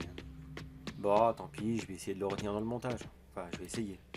Maintenant, voyons. Ah tiens, une immense porte fermée. Oui, non, c'est totalement commun, mais depuis ma visite, c'est la première que je trouve fermée. Je croyais que le bateau avait ouvert toutes ses portes. Pour être sûr que toutes les personnes qui voulaient sortir puissent le faire. Bon bah, voyons ce qu'il y a derrière celle-ci. Allez, 1, 2... Eh ben, elle était pas légère la gamine, hein. Voyons. Oh, c'est... C'est à l'air d'être aménagé ici. On dirait que c'est plus récent. Qu'est-ce que c'est que tout ça? Oui, le mobilier est récent, il n'y a pas d'humidité. Ça sent... Par contre, ça sent... Ça pue. Oh, c'est quoi cette odeur? Oh, ça sent le... Ah, la décomposition, mais... Ah, c'est horrible. Oh, je suis tombé sur quelque chose, là. Oh là là là. Oh, mes chers abonnés, je crois qu'on est tombé sur quelque chose de pas banal. On va voir ça tous ensemble, voyons. Avançons prudemment, on ne sait jamais, peut-être que cette chose en question est encore là. Voyons. Alors, qu'est-ce que c'est? Ah, là, on dirait qu'il y a plein d'aquariums, de gros aquariums. Qu'est-ce qu'il y a dedans? C'est quoi ça? Oh, c'est quoi ce truc-là? C'est un... On dirait un... Oh, on dirait une espèce de tigre, mais complètement sec. Comme si quelqu'un l'avait empêché de boire et de manger pendant des jours et des jours et l'avait laissé mourir là-dedans. Un tigre momifié, quelle horreur! Ah, quelle horreur! Est-ce que le cargo transportait les animaux d'un zoo avant de faire naufrage? Non, il les aurait quand même pas oubliés quand même. Mais non, je crois pas. Ne serait-ce que par souci humanitaire ou alors au moins budgétaire. Ça vaut une fortune cette bête-là. Puis il y a quoi à côté? C'est quoi ça? Une hyène? Ah oui. Enfin, je crois. Je sais pas, c'est tellement sec. Oui, je crois que c'est une hyène. Et là, c'est quoi? Un gorille. Et là? Je sais pas, on dirait un chien. Peut-être un loup. Oh bordel. Oh mais c'est affreux. Oh mais il y en a combien comme ça? Putain, il y en a des dizaines. Des dizaines d'aquariums où tous les animaux sont secs dedans. Ah mais c'est horrible. Oh là là. Mais alors c'était ça l'odeur. Puis, c'est quoi? C'est quoi ce bruit? C'est quoi? Attendez. Attendez mes chers abonnés, je crois on est tombé sur le repère de quelqu'un un vrai malade. Attendez, venez avec moi parce que au moins vous me rassurez là. Avançons doucement, avançons doucement. Oh mais bordel, c'est un lynx? Mais il est même pas mort lui. Ah bah non, il est bien vivace. Enfin, bien vivace, façon de parler. Il est maigre. Oh la pauvre bête. Mais qu'est-ce que tu fais là mon grand? Oh bah oui, t'as même plus la force de pouvoir te défendre. Oui, t'as que hurler de loin. T'inquiète pas, je vais te sortir de là. Je sais pas comment, mais je vais te sortir de là. Attends, t'en bouge pas. Qu'est-ce que je fais? J'essaye de le sortir moi-même. Mais non, qu'est-ce que je vais en faire? Oui, la police, c'est ça. C'est ça, je vais sortir et je vais appeler la police. C'est pas normal ce qui se passe ici. Ah non, non. Ah non, là, c'est un fou qui vit là. Non, c'est pas normal. Mes chers abonnés, je crois que là, pour la première vidéo, on est tombé sur un collectionneur d'animaux morts, un serial killer du monde animal, ou je ne sais quoi encore. Mais waouh! Ah là, on est tombé sur quelque chose de gros. Bon, attendez, je reviens, je vais appeler la police tout de suite et... Oh, bonjour. Bonjour, oui, c'est à vous tout ça? Eh bien, bonjour, très cher monsieur. En effet, tout ça c'est à moi. Et vous n'êtes pas censé être là. Dites-moi, vous êtes venu faire quoi ici? À la base, j'étais venu juste faire une petite urbex, vous savez, ces vidéos qui consistent à filmer des lieux abandonnés, mais je vois que ce lieu n'est pas du tout abandonné, donc je vais partir de ce pas, je m'excuse, je m'excuse complètement, je ne savais pas qu'il y avait encore quelqu'un ici, donc je m'en vais, voilà, je m'en vais, je n'ai rien vu, et puis on en reste là comme ça, d'accord? Alors, je vais m'en aller maintenant, excusez-moi. Oh mais non, voyons, vous allez quand même pas partir maintenant. De toute façon, vous avez vu le contenu de ces belles cages. Oui, madame, j'ai vu ça. Des animaux, en effet, une très belle collection. Très belle collection, en effet. J'ai pas pu tout voir car ça fait pas longtemps que je suis là, mais c'est vraiment très beau. Mais je vous assure que moi, j'ai pas envie de rester. Non, je veux pas vous déranger. Faites comme si vous m'avez pas vu. Je vous assure, je suis désolé. Je suis vraiment désolé de vous avoir dérangé. Mais non, tu me déranges absolument pas. D'ailleurs, il me manquait un spécimen dans ma grande collection. Il me manquait un homme. Et pourquoi pas un Uberxer? Ça serait assez original. Ah oui, oui, c'est sûr, mais vous savez, moi, je viens de lancer, hein, ça sera ma première vidéo. Je suis même pas youtubeur à proprement parler, hein. J'ai rien fait, j'ai pas encore lancé. Mais non, mais je vous assure, faites pas attention, non, mais au revoir, au revoir.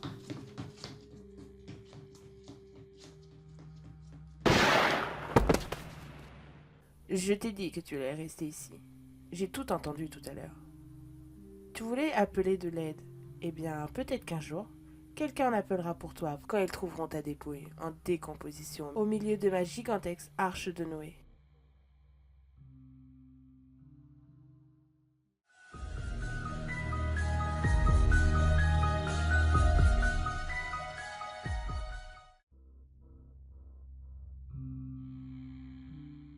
Je suis le centurion Romulus Revus. Je dirige la 2e légion de notre empereur César. Enfin, je la dirigeais plutôt.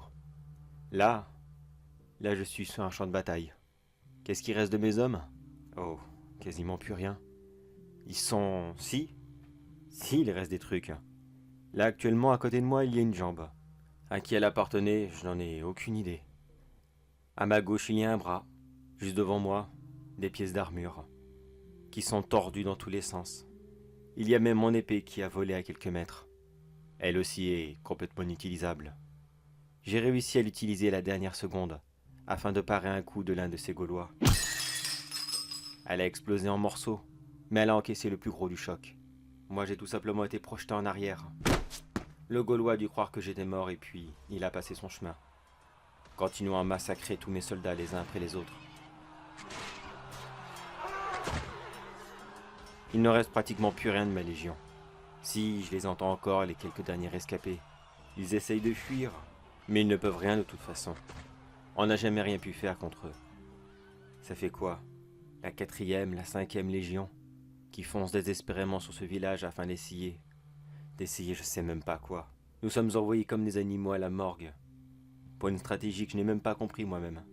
Il y a encore 6 mois de cela, j'étais tranquillement chez moi. Oui, depuis Rome. On avait entendu parler de ce village irréductible gaulois qui résistait encore et toujours à l'envahisseur. Mais très franchement, on n'y croyait pas. Comment une poignée de sauvages pouvait maintenir comme cela à distance l'armée de Rome? Alors je l'avoue, j'ai retiré mes jours de permission, et puis je suis retourné au front. C'était plus de la curiosité, je voulais voir de par moi-même ces fameux Gaulois, ces monstres, comme plusieurs les appelaient. Car oui, c'est pas normal d'être comme ça, c'est inhumain, c'est impensable. Et voilà où ma curiosité m'a conduit, loin de mon chez-moi, de mes enfants, de ma femme, en Gaule, où je vais très certainement bientôt mourir. J'écris tout ça sur mon petit carnet, mais est-ce que quelqu'un va le trouver de toute façon? Oh, sûrement pas ces Gaulois. Je suis sûr qu'ils sont tellement bêtes à manger du foin que ils ne savent même pas lire. Non, leur spécialité, eux, c'est de tuer, briser des crânes, fendre les armures et ôter la vie à tout le monde. C'est vrai qu'on était les envahisseurs à la base, mais ils auraient pu se rendre simplement. Ils auraient hissé le drapeau blanc depuis des années, et ils n'auraient qu'un simple petit impôt à payer de temps en temps. Mais non. Je sais bien que les Gaulois sont très forts de caractère, mais là tout de même, surtout qu'ils ne sont pas immortels. Il y a 3 jours on a réussi à en avoir un. Il est mort sous les flèches. Il n'a pas réussi à les esquiver, malgré sa grande vitesse. Je dois dire que ça a donné beaucoup de morale aux troupes. On les voyait tous comme des monstres, des abominations. Et là, on voit un comme ça tomber. Tout le monde était prêt à retourner à l'assaut, mais ce fut des massacres supplémentaires. On a même tenté de les affamer, en espérant qu'ils étaient obligés de se nourrir, comme monsieur et madame tout le monde, même si on n'est même pas sûr qu'ils le soient de toute façon. Et dire que ma légion avait presque atteint le village. Ils n'étaient pas sortis très nombreux. On avait réussi à les retenir un petit moment. Apparemment, de ce qu'on a compris, ils ne peuvent se battre que 10 minutes. Après, ils sont obligés de retourner chercher leur secret, qui leur permet de devenir super forts. Et c'est là qu'on l'a vu pour la première fois. Qui sait exactement? Eh bien, je ne sais pas. Tout ce que je peux vous dire, c'est que l'un d'entre eux, avant de partir, a crié un prénom qui ressemblait à Obélix ou quelque chose dans le genre. Et puis il est sorti du village. Un homme de plus de 2,50 m de haut, encore plus musclé qu'un bœuf, et qui était armé d'une épée, encore plus grande que n'importe lequel d'entre nous. Je ne sais même pas si on pouvait parler d'une arme à ce moment-là. On aurait dit un simple rocher dans lequel un manche de bois avait été planté dedans pour pouvoir le diriger. Comment pouvait-il transporter cela? Comment pouvait-il faire pour s'en servir? Il aurait sûrement fallu une trentaine d'hommes pour le déplacer. Et lui, à ses yeux, cela n'était rien. Il a commencé à la valser dans les airs, comme une simple petite brindille. Puis il a couru dans notre direction. Chacun de ses pas faisait trembler le sol. Puis il a commencé à frapper de toutes ses forces dans mes troupes, les faisant valser dans les airs. Le choc était tellement violent que plusieurs d'entre eux explosèrent sur place. Les membres déchiquetés atterrissèrent partout dans cette plaine. De véritables explosions organiques. C'était monstrueux à voir. Et lui, il en riait à gorge déployée.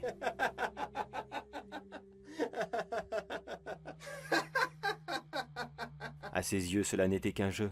Combien d'hommes avait-il massacré avant cela? Je ne peux le dire. Mais visiblement ce monstre avait l'habitude du sang, et il s'en réjouissait d'avance d'en voir. Il ne lui a fallu que quelques minutes pour massacrer toute ma légion. Puis il est tout simplement reparti au village, ignorant les supplications des quelques survivants, qui demandaient de l'aide, ou au moins qu'on abrège leur souffrance. Non, il n'en avait que faire. Il est rentré sans leur dénier ne serait-ce qu'un petit regard. Je vois le reste des Gaulois sortir du village. Apparemment, ils vont chercher les survivants, sûrement pour achever le travail. Je laisse ce carnet à côté de moi. On ne sait jamais. Si un de mes compatriotes le trouve, et qu'il décide de le lire, eh bien sache que derrière les murailles de ce petit village, il y a des monstres à la force inhumaine, et surtout, un démon provenu des enfers. Et lui, eh bien, aucun dieu ne pourra jamais en venir à bout.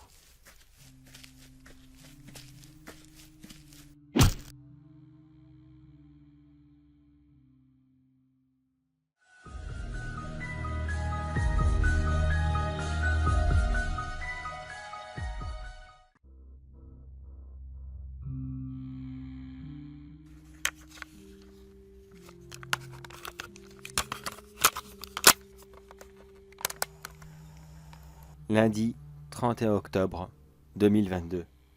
Il est 18h30 et les enfants commencent à faire leur tournée de bonbons. Je suis comme d'habitude, placé ici, en plein centre de Paris, à surveiller mon distributeur, que j'ai installé la veille. Comme d'habitude, personne n'y a touché. Le distributeur est pourtant gratuit, il ne suffit que de tourner la petite manivelle et un bonbon tombera tout seul. Mais comme d'habitude, les gens ont pris la sale manie que rien n'est gratuit dans la vie, et personne n'a touché au distributeur. Surtout pour le jour d'Halloween, où les bonbons sont censés être gratuits. Ce distributeur que j'appellerai 0.4 n'est qu'un modèle lambda que j'ai acheté il y a très peu de temps sur le Bon Coin. Il a déjà servi plusieurs fois et il a été très connu dans un grand centre commercial qui se trouve non loin d'ici. La raison à cela est simple. Si mon sujet d'expérience rate, le magasin sera sûrement tenu responsable, étant donné que beaucoup d'enfants et d'adultes pourront reconnaître le distributeur très facilement. Je rappelle les faits.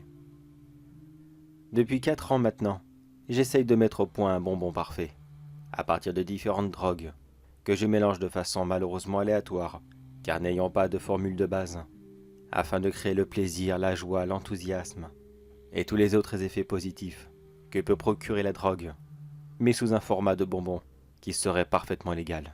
Depuis le début, mes mélanges de bonbons n'ont pas vraiment été très glorieux. Les 3 autres années ont été des purs échecs. Je remémore les faits.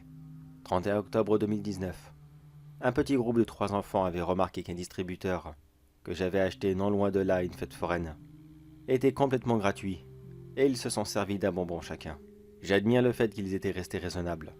Moi à leur place, et à leur âge bien sûr, je me serais très certainement rempli les poches et j'aurais vidé la machine. Enfin passons. Ils ont immédiatement dévoré leurs bonbons sur place avant de reprendre leur chasse. Je me souviendrai toujours que tous les 3 avaient de petits costumes très sympathiques. Un petit diablotin, un fantôme, et probablement un clown, je ne sais pas trop. Malheureusement, il n'était pas très réussi celui-ci. Ce n'est qu'un simple détail, mais les effets secondaires de son bonbon ont été quasi immédiats, et ces très beaux costumes sont rapidement partis en lambeaux quand ils se sont jetés l'un sur l'autre, afin dans un premier temps de se les arracher, pour juste après se griffer, se mordre, comme s'ils cherchaient à enlever un deuxième déguisement, mais celui-ci, c'était leur peau. C'est un petit groupe de passants qui les a séparés, pensant d'abord que les enfants étaient juste en train de se bagarrer. Ils ont juste essayé de leur faire la morale, mais après une grosse résistance de leur part, ils ont finalement appelé la police, et je ne sais pas trop ce qu'il s'est passé par la suite. J'ai vaguement vu dans quelques journaux que 3 jeunes enfants ce soir-là avaient été reçus en hôpital psychiatrique, et qu'ils y seraient encore. La faute à une démence soudaine, qui reste encore complètement inexpliquée. Premier résultat, un échec total. 31 octobre 2020. Un groupe de 5 enfants remarque que le distributeur est gratuit, et ils décident d'en prendre 3-4 chacun. La chasse aux bonbons a été déjà très glorieuse pour eux. Je pense qu'ils ne voulaient pas trop s'encombrer. À leurs yeux, cela devait être un simple petit bonus, comme une dernière victoire, si vous préférez. L'un d'entre eux décida de goûter l'un des bonbons, certainement par curiosité car il ne ressemblait à aucun que vous pouvez actuellement trouver sur le commerce. Celui-ci est immédiatement tombé sur le sol et a commencé à convulser. Ses amis ont bien sûr essayé de l'empêcher de peur qu'il se fasse du mal. Mais le pauvre ne cessait de se secouer dans tous les sens. Puis quelques instants après, une ambulance est venue et l'a emporté je ne sais où. Est-il encore en vie? Ça, je n'ai pas réussi à le savoir. Le distributeur de bonbons provenait de l'aéroport Charles de Gaulle, qui, après quelques chèques, a réussi à étouffer l'affaire et à nier toute responsabilité. Bien sûr qu'il n'était pas responsable de toute façon, mais j'avais tout prévu. Je l'avais acheté sous une fausse identité, et personne n'a été culpabilisé, sauf les forains de l'année précédente. 2 d'entre eux se sont fait arrêter car la vente n'avait pas été légale, et ils n'avaient aucun document qui prouvait que le distributeur n'était plus à eux. 31 octobre 2021. L'avant-dernier test. Un enfant tout seul remarqua que le distributeur était gratuit, et il hésita quelques instants avant de dévorer la friandise qui en sortit. Mais après une courte hésitation, j'imagine que sa gourmandise était bien plus forte que le reste. Il le dévora comme un chewing-gum. Il devait sûrement penser que cela en était un, mais absolument pas. Dans les premières secondes, on pouvait lire sur son visage comme un regard de satisfaction et de plaisir. Je commençais même à croire que ça y est, j'avais réussi à mettre la main sur une formule parfaite. Mais c'est là qu'il se mit à rire. Un rire cynique et extrêmement dérangeant. Il continua inlassablement, encore et encore, dévisageant ainsi tous les passants qui ne cessaient de le regarder, se demandant « Mais qu'est-ce qu'il a celui-là là? Pourquoi il rit comme ça ?» L'un d'entre eux pensa qu'il se foutait de lui, et est venu demander à l'enfant pourquoi est-ce qu'il riait comme ça. Celui-ci ne put répondre, et il tomba lourdement sur le sol, se tenant le torse. Il était incapable de dire ce qu'il avait. Il continuait à rire encore et encore, mais les larmes coulant sur ses joues fit rapidement comprendre à la foule de curieux que cet enfant souffrait énormément de ses organes. Il semblerait que ce fou rire incontrôlable ait réussi à lui briser la cage thoracique. Il mourut quelques instants plus tard de suffocation, mais avec comme dernier visage celui d'un enfant heureux, avec un immense sourire. Je m'étais procuré ce distributeur dans un musée d'une ville dont je tairai le nom. Celui-ci aussi a eu quelques problèmes, mais l'affaire s'est très vite tassée. Et là me voilà aujourd'hui, devant mes caméras, afin d'attendre un enfant curieux qui décide de prendre l'un de mes bonbons. Je vais vous épargner les détails de la fabrication de celui-ci. Ça serait beaucoup trop technique. En attendant qu'un groupe d'enfants se décide, sachez que ce nouveau distributeur a lui aussi été acheté à un groupe de forains, vivant dans une ville assez loin d'ici. J'ai retenu la première leçon, et il vaut mieux que quelqu'un porte le chapeau, si tout cela doit tourner au vinaigre. Et j'ai bien peur que... Ah, attendez, oui. Un enfant se dirige vers le distributeur et... Il l'a pris. Il tourne la manivelle. Parfait. Il a ramassé mon bonbon. Vas-y, goûte-le. Qu'est-ce que tu attends? Vas-y. Parfait. Super. Voyons. Que vas-tu faire maintenant? Voyons cela. Il ne bouge absolument pas. Il reste sur place et... Qu'est-ce qu'il peut attendre comme ça? Le goût est-il si particulier? J'aimerais tellement aller lui demander. Qu'est-ce qu'il en pense? Ça serait beaucoup plus simple, mais le domaine professionnel m'oblige à rester anonyme. C'est pour la science que je fais ça. La science, rien de plus. Vous me remercierez tous plus tard, quand j'aurai réussi à créer la recette parfaite. Il commence à crier. Un immense cri de douleur, mais il ne bouge pas. Pourquoi reste-t-il sur place et pourquoi crie-t-il comme ça? Quelqu'un arrive pour voir ce qu'il ne va pas. Et... Ah. L'enfant perd ses cheveux. Oui. Tous ses cheveux tombent. Par grosses poignées. Sa peau devient extrêmement pâle. Et... il commence à vomir. Oh non. Oh non. Alors je savais que c'était pas une bonne idée. Je savais, bordel. L'enfant vient de s'écrouler sur le sol, il ne bouge plus. Bon. Restons-en là pour ce 4e essai. Expérience du bonbon parfait numéro 4. Note à moi-même. Exclure définitivement de la recette tout ce qui concerne l'uranium et le plutonium. Cela peut paraître bête dit comme ça, mais une expression dit que c'est en visitant le passé qu'on avance vers l'avenir. Mais apparemment, les gens des années 40 et 50 avaient visiblement tout faux quand ils consommaient des produits à base de plutonium. Cela n'est pas et ne sera jamais l'ingrédient parfait pour les bonbons. Je vais me mettre immédiatement au travail pour la 5e recette. Voyons si le sang de certains animaux me permettra d'obtenir ce goût que je désire tant. Le distributeur, lui, eh bien, je ne peux malheureusement pas sortir dehors afin de le récupérer. Une foule s'est déjà entassée autour du corps de l'enfant. Non, je vais le laisser sur place. Combien y aura-t-il de victimes avec? Je n'en ai aucune idée et puis, de toute façon, c'est pas moi le responsable, ce sont les forains. Pas vrai?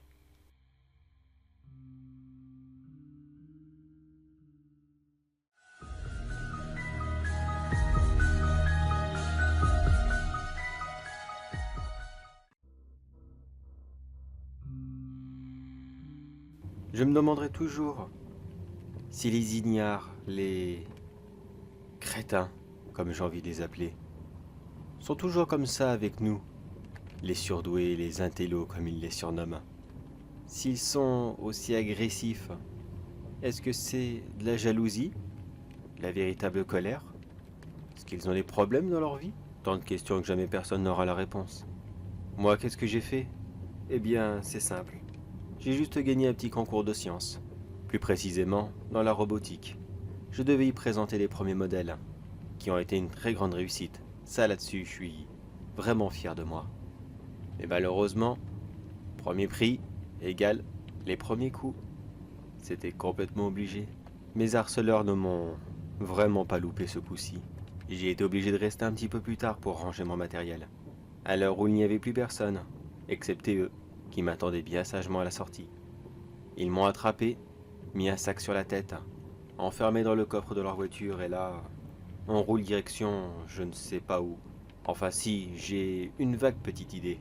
D'où est-ce qu'ils m'emmènent? C'est toujours le même endroit. Ces gens n'ont vraiment aucune imagination. Pas plus qu'ils n'ont d'intelligence bien sûr. C'est tout dans les biceps et rien dans la tête. Enfin, qu'est-ce qu'on peut y faire? Je suis pas le premier et je serai pas le dernier.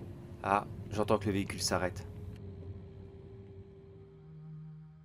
Ça y est, on a atteint notre destination.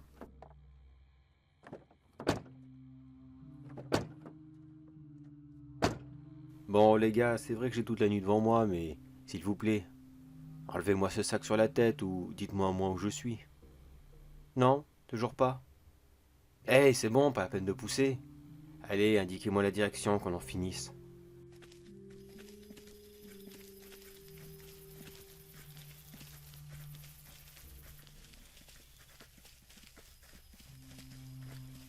C'est bon, je peux voir maintenant? Wow, quelle originalité. Le champ de maïs de la ville. Décidément, vous faites toujours la même chose. Et qu'est-ce que vous allez faire? Vous allez m'abandonner ici, comme ça, en plein milieu? C'est ça, vous pouvez commencer à rire. Croyez vraiment que j'ai peur?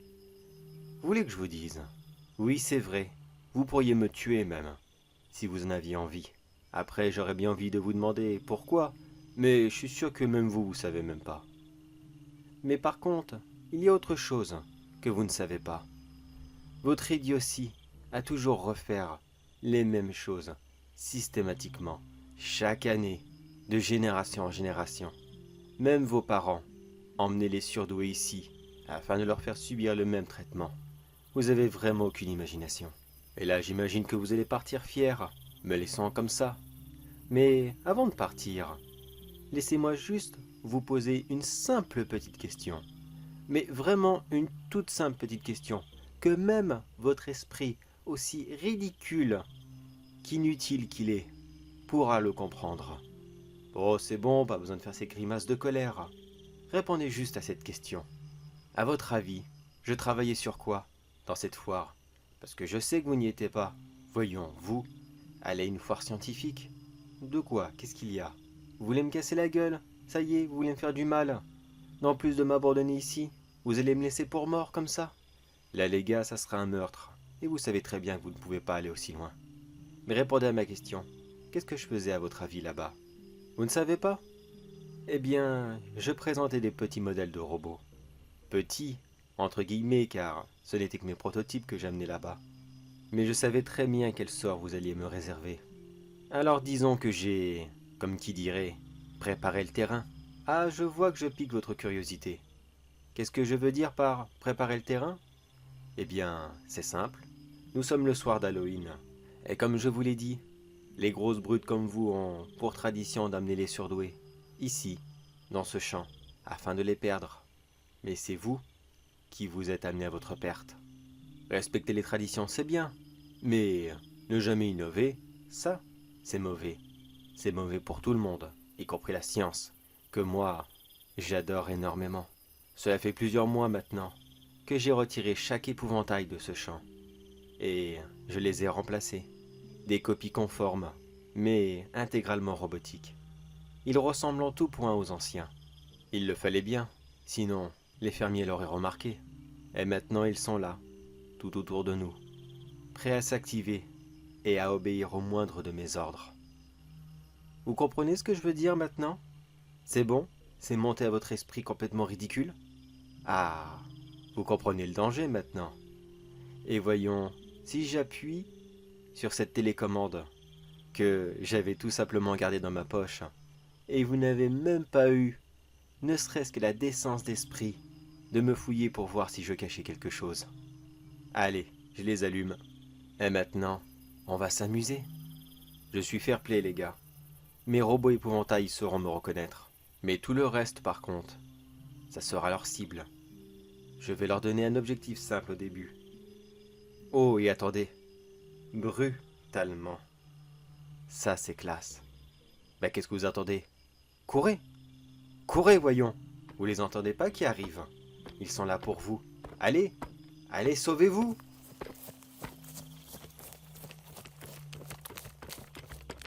Ah là là. Ces andouilles n'ont aucune chance face à mes robots épouvantails. En fait, je l'avoue clairement, j'ai eu beaucoup de chance que les fermiers ne les remarquent pas. Entre le jour que j'ai commencé à les installer et ce soir, le soir d'Halloween, j'avais vraiment eu très peur qu'ils se fassent remarquer. Ah tiens, j'entends que l'un d'entre eux s'est fait attraper. Normalement, ils ne sont pas censés leur faire du mal. Enfin, du moins pas trop. Voyons voir, je tends l'oreille. Ah, le deuxième, c'est bon. Il n'en reste plus qu'un maintenant. Ça devrait plus tarder. Parfait, le voilà. Bon, qu'est-ce que je fais d'eux? Je sais pas. Bon, je veux d'abord les voir. Je veux les voir souffrir. Autant que tous les autres avant moi ont souffert.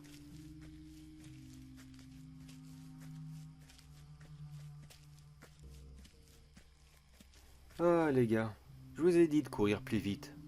Vous voyez l'ironie de la situation. Vous êtes venus ici, sur votre terrain de jeu préféré. Le même depuis des générations. Et si ça se trouve, depuis plus d'un siècle. Mais là, pour une fois, ce terrain de jeu, eh bien, c'était le mien. Bon, assez discuté de toute façon. Je voulais vraiment plus vous voir. Qu'est-ce que je vais pouvoir demander à mes robots? Voyons, je peux leur demander n'importe quoi. De toute façon, qu'est-ce qui va se passer? La police va arriver ici, ils vont m'interroger, et qu'est-ce que je vais leur dire? C'est pas moi, c'est les épouvantails. Allons, voyons. Personne ne croira une histoire aussi stupide. Non, à vos yeux, vous aurez tout simplement disparu. je dirai à mes robots de vous enterrer ici et là dans le champ. Vous ne serez tout simplement plus rien aux yeux de tous. Bon allez, trêve de blabla, commençons par... Oh et puis non, vous savez quoi? Vous êtes des brutes. Vous êtes d'horribles personnages. Vous avez roué de coups et humilié tellement de personnes que ça serait horrible de ma part de m'abaisser à votre niveau. Non, pas question de faire ça. Comment? Vous relâchez? Et puis quand encore? Je suis vraiment pas con. Je sais très bien que là tout de suite, si mes robots vous lâchent, vous allez me sauter dessus. Vous croyez quoi, bordel? Les débiles ici, c'est vous, pas moi. Non, je ne jouerai pas avec vous. Je vais me débarrasser de vous très rapidement. Et ça sera réglé. Commande. Tuer.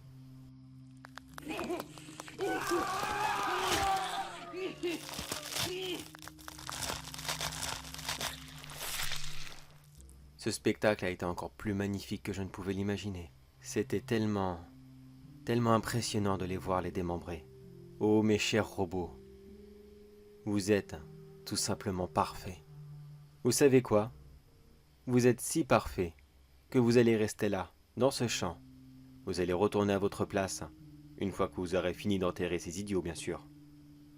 Et chaque année, sans exception, les soirs d'Halloween, quand des idiots viendront ici pour torturer un surdoué comme moi, je veux que vous vous activez et que vous les massacrez. Tous, sans exception, vous serez les nouveaux croque-mitaines de ce champ, et cela pour toujours.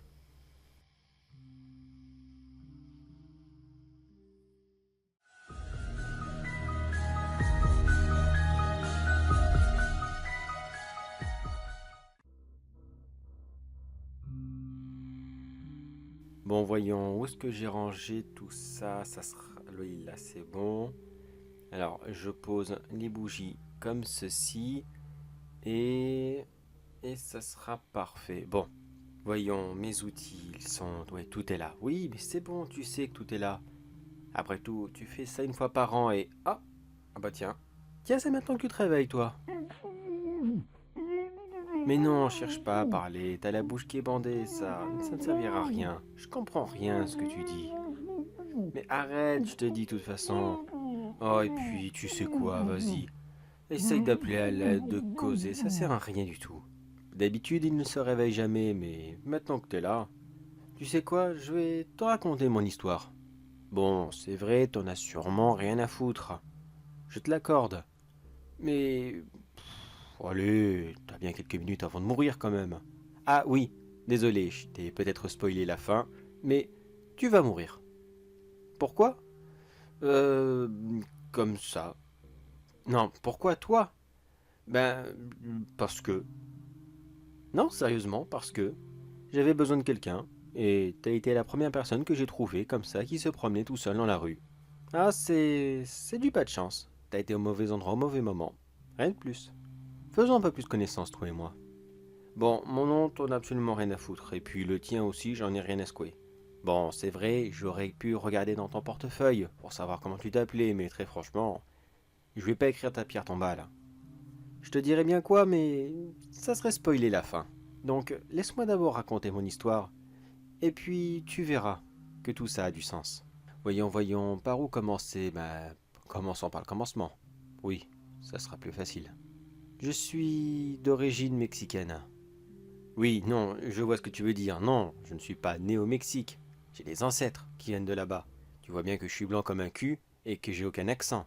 Mais là-bas, ils ont une petite fête qui est plus ou moins l'équivalent de notre Halloween. Peut-être que tu connais, non? Non? Eh bien, il s'agit de la fête des morts. Ça se passe entre le 1er et le 2 novembre, c'est-à-dire le lendemain d'Halloween. Et celle-ci est un peu différente de la nôtre. Tu vois, par chez nous, les enfants se promènent dehors, ils font du porte-à-porte, complètement déguisés, et ils demandent des bonbons aux voisins. Non, c'est le contraire même. Non, ce que je veux dire par là comme contraire, c'est pas les adultes qui vont demander des bonbons aux enfants, ça marchera pas. Non, ce sont les vivants qui apportent de la nourriture aux morts. Oui, tu m'as bien compris. Comme un système d'offrande, mais quelque chose de plus chaleureux. Tu vois, une offrande, c'est quelque chose qu'on donne à une idole. comme une divinité, une statue ou quelque chose comme ça. Là, c'était des purs cadeaux que les gens faisaient à leurs ancêtres. Je te rassure tout de suite, c'était en très grande majorité de la nourriture. Des petits plats maison qu'ils appréciaient de leur vivant et qu'ils apportent pour une seule soirée. Il y en a qui pourraient appeler ça du gaspillage, c'est vrai, mais moi je trouve ça beau perso. Et puis de toute façon, je n'ai vraiment pas le choix. Tu vas comprendre, laisse-moi le temps de terminer. On dit que durant cette fête, les morts reviennent du paradis, enfin l'équivalent du paradis pour eux là-bas, et ils viennent chercher les cadeaux que leurs enfants et leurs petits-enfants ont laissés. Il y a cependant une petite différence entre monsieur et madame tout le monde de là-bas et moi. C'est que eux là-bas, leurs ancêtres, ils ne les voient pas. Moi par contre, chaque année je les vois. Ils sont là, actuellement, autour de nous. Tu ne les vois pas? Regarde bien. Non? Tu les vois pas? Tant pis pour toi. Tu sais vraiment pas ce que tu loupes. On a toujours été beaux garçons et très belles femmes dans la famille. Et je dois dire que ça nous a très bien réussi. Grâce à ça, on a pu attirer des pigeons comme toi. Et pratiquer notre art préféré. Lequel? Oh voyons, si t'es attaché là, comme ça, tu te doutes bien. L'art de la torture et de l'exécution, bien sûr. Mais attention, pas n'importe comment, tu t'en doutes bien. Mais arrête de crier, voyons, ça sert à rien. Bon, je vais devoir accélérer mes plans parce que là, franchement, tu commences à m'énerver. Non, personne ne t'entendra, ça sert à rien je sais même pas ce que tu dis là en plus, je comprends rien. Moi, ce que je comprends, c'est des ouais, un truc comme ça. Bon, bah, on parle en même temps que moi, qu'est-ce que tu veux, si ça t'amuse, vas-y. Moi, de toute façon, je continue mon explication. Maintenant que je suis lancé, je vais pas m'arrêter maintenant. Voyons, j'en étais où? Ah oui, la petite procédure à faire. On a un ordre très précis dans la famille. Cela consiste à torturer une personne, de la même façon que faisaient nos ancêtres. Mais en version plus doucement, bien sûr, car c'est notre dernière torture qui doit tuer la victime, c'est-à-dire notre petite touche personnelle. Bon, commençons, parce que moi, j'en ai pour un moment. Je vais d'abord commencer par rendre hommage à mon arrière-arrière-grand-mère. Elle, sa technique de prédilection, c'était d'enfermer les hommes chez elle et d'attendre simplement qu'ils meurent, soit d'épuisement ou de faim la plupart du temps, et ainsi pouvoir toucher leur héritage. Ou alors les assurances, ça dépendait de la personne. Pour qu'il ne bouge pas, elle lui découpait les pieds. Je te rassure, je veux pas te couper les pieds, ça sera trop long et j'ai pas toute la soirée devant moi. Non, j'ai une petite fête qui m'attend d'ici... 3 heures maximum. Ouais, grand maximum. Alors, je vais d'abord commencer par prendre cette petite masse. Oui, une simple petite masse à une main, ça fera l'affaire. Alors, montre-moi tes petits petons. Voyons ça. Oh, c'est dégueulasse. T'as un ongle incarné? Ça doit faire tellement mal. Bon, bah, je pense qu'il va pas te manquer. On est d'accord? Tu pourrais répondre, hein, pour une fois. Non, tu restes muet maintenant? C'est ça, ferme les yeux, serre les dents, et accroche-toi parce que je te garantis que ça va faire super, mais alors super mal.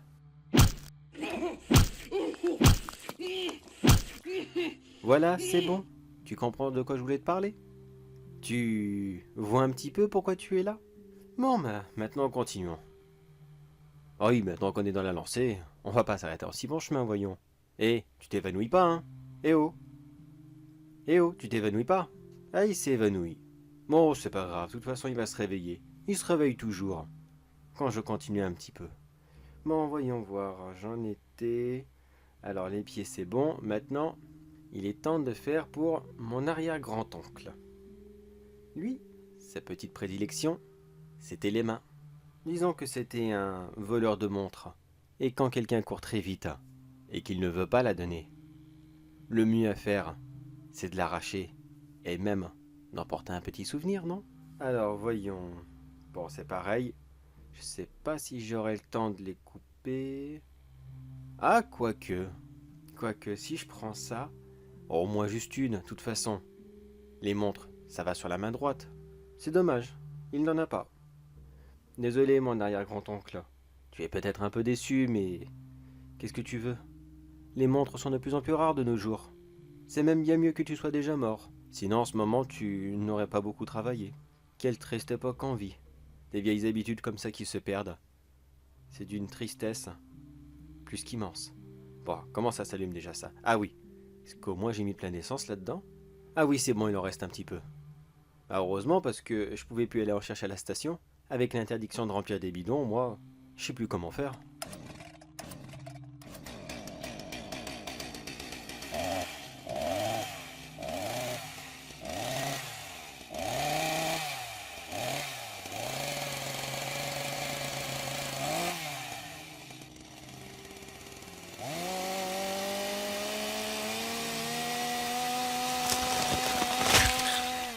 Ah bah tu vois que ça t'a réveillé. Dis-moi, c'était le bruit? La tronçonneuse en elle-même? Ou alors la douleur? Ou sûrement un petit mélange de tout, non? Parfait. Maintenant que t'es là, on va pouvoir continuer. Non, attends une seconde, attends une seconde. Là, bouge pas. Ah voilà. C'est un garrot que j'ai mis au bout de ton bras. Bah non, j'ai pas envie que tu meurs d'hémorragie maintenant, voyons, ça serait bête. On va continuer un petit peu, non? Maintenant qu'on est pris dans la lancée. Ça, c'était la technique de mon grand-père. Disons qu'il n'aimait pas trop que les hommes tournent autour de ma grand-mère. Oui, c'était quelqu'un de très très jaloux et très possessif. C'était une autre époque, bien sûr. Les mentalités ont changé depuis le temps. Mais passons, passons. Ce que je veux te dire par là, c'est que lorsqu'il trouvait quelqu'un chez lui, qu'il n'avait pas invité, et que surtout, il ne connaissait pas, là, il se débarrassait de ce qu'il faisait de lui, un vrai homme. Tu as compris de quoi je parle? Je pense que ce sécateur va faire l'affaire. Ouais, c'est bon, pas besoin de faire cette tête. Tu crois vraiment que moi je vais prendre plaisir à avoir tes boules dans ma main? Non, franchement, c'est vraiment dégueulasse. Bon, allez, bouge pas. Voilà. Je t'en ferai bien un cadeau, grand-père. Mais malheureusement, même si j'en avais 7, je ne peux pas faire le vœu de vous ressusciter. Allez, encore une petite tradition, et on a terminé. Cette fois-ci, c'est celle de ma mère. Elle aussi, elle était un petit peu jalouse, comme son père. Oui, je pense que ça doit être de famille. C'est pour ça que moi, personnellement, j'essaye de rester le plus longtemps possible célibataire. Si je deviens jaloux comme ça, je n'ose imaginer ce qui va se passer. Pourtant, il faudra bien que je trouve chaussure à mon pied un jour, ne serait-ce que pour cette tradition. Mais ça va, j'ai encore le temps. Oui, excuse-moi, je parle, mais c'est que j'ai pas beaucoup de compagnie. Puis de toute façon, t'es plus à ça près maintenant, regarde-toi. Il te manque une main, t'as les pieds cassés, t'as plus de bouliche. T'as encore quelques minutes à m'accorder avant de partir quand même. Oui, je te disais. Ma mère étant très très jalouse, elle ne voulait pas que mon père aille voir d'autres femmes. Et quand il avait le malheur d'en regarder une trop souvent, c'est-à-dire une voisine, une amie ou je ne sais quoi encore, elle lui préparait un petit masque de beauté. Assez spécial, je l'avoue. Celui-ci contenait des grosses quantités d'acide. Elle s'arrangeait pour que sa nouvelle meilleure amie le garde sur elle, pour un temps indéterminé. Voilà pourquoi je t'en ai préparé un juste pour toi.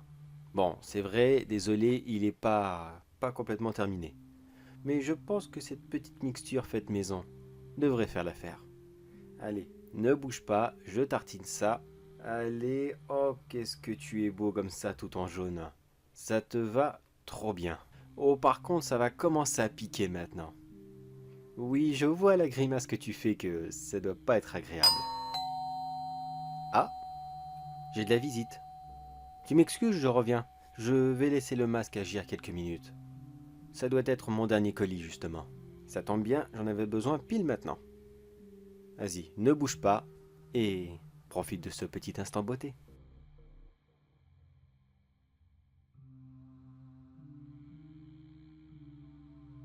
Excuse-moi, ça a été un peu plus long que prévu.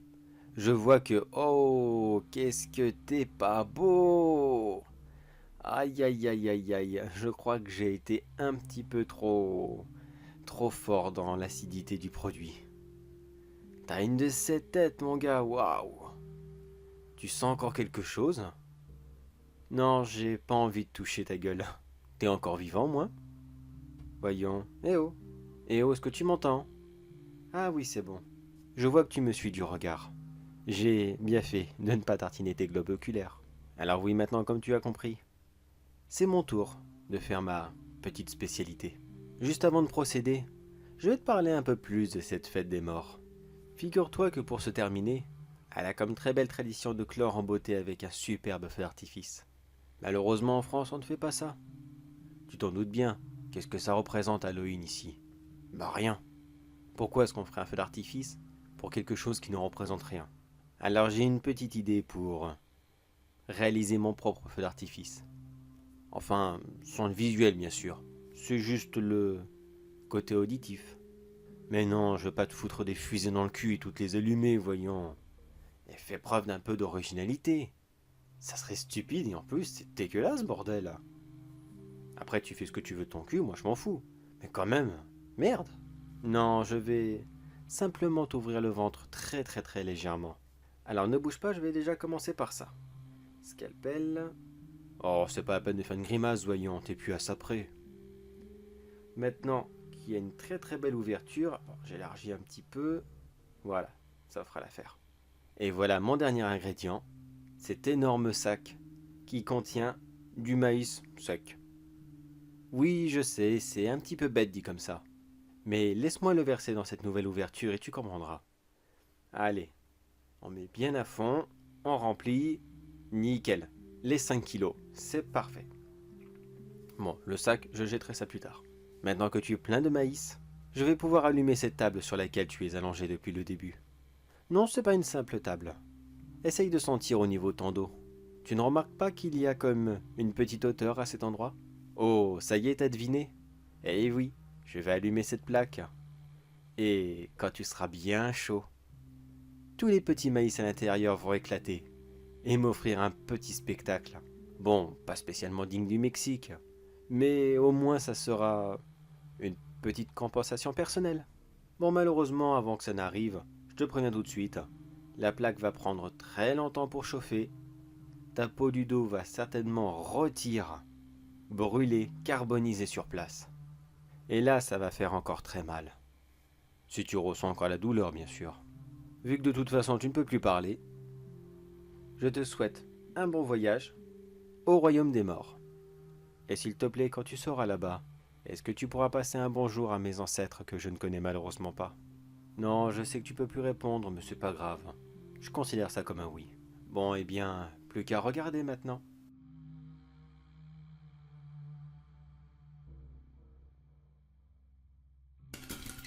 Et voilà, il est mort. L'intérieur de son corps a littéralement explosé avec des milliers de pop-corn. C'était beau. Bon, j'avoue, j'ai vraiment envie de les manger, mais je préfère m'abstenir pour l'instant. Mes chers ancêtres, vous êtes tous là autour de moi. Vous voulez une offrande? Vous voulez votre plat préféré? Eh bien, le voici. Ce corps est bien cuit et accompagné de milliers de petits pop-corn. Régalez-vous à foison, et demain j'enterrerai le reste. Je vous envie tellement à vous regarder comme ça le manger. J'ai vraiment hâte de vous rejoindre dans ce superbe banquet. Mais juste avant, je dois trouver quelqu'un pour continuer la tradition.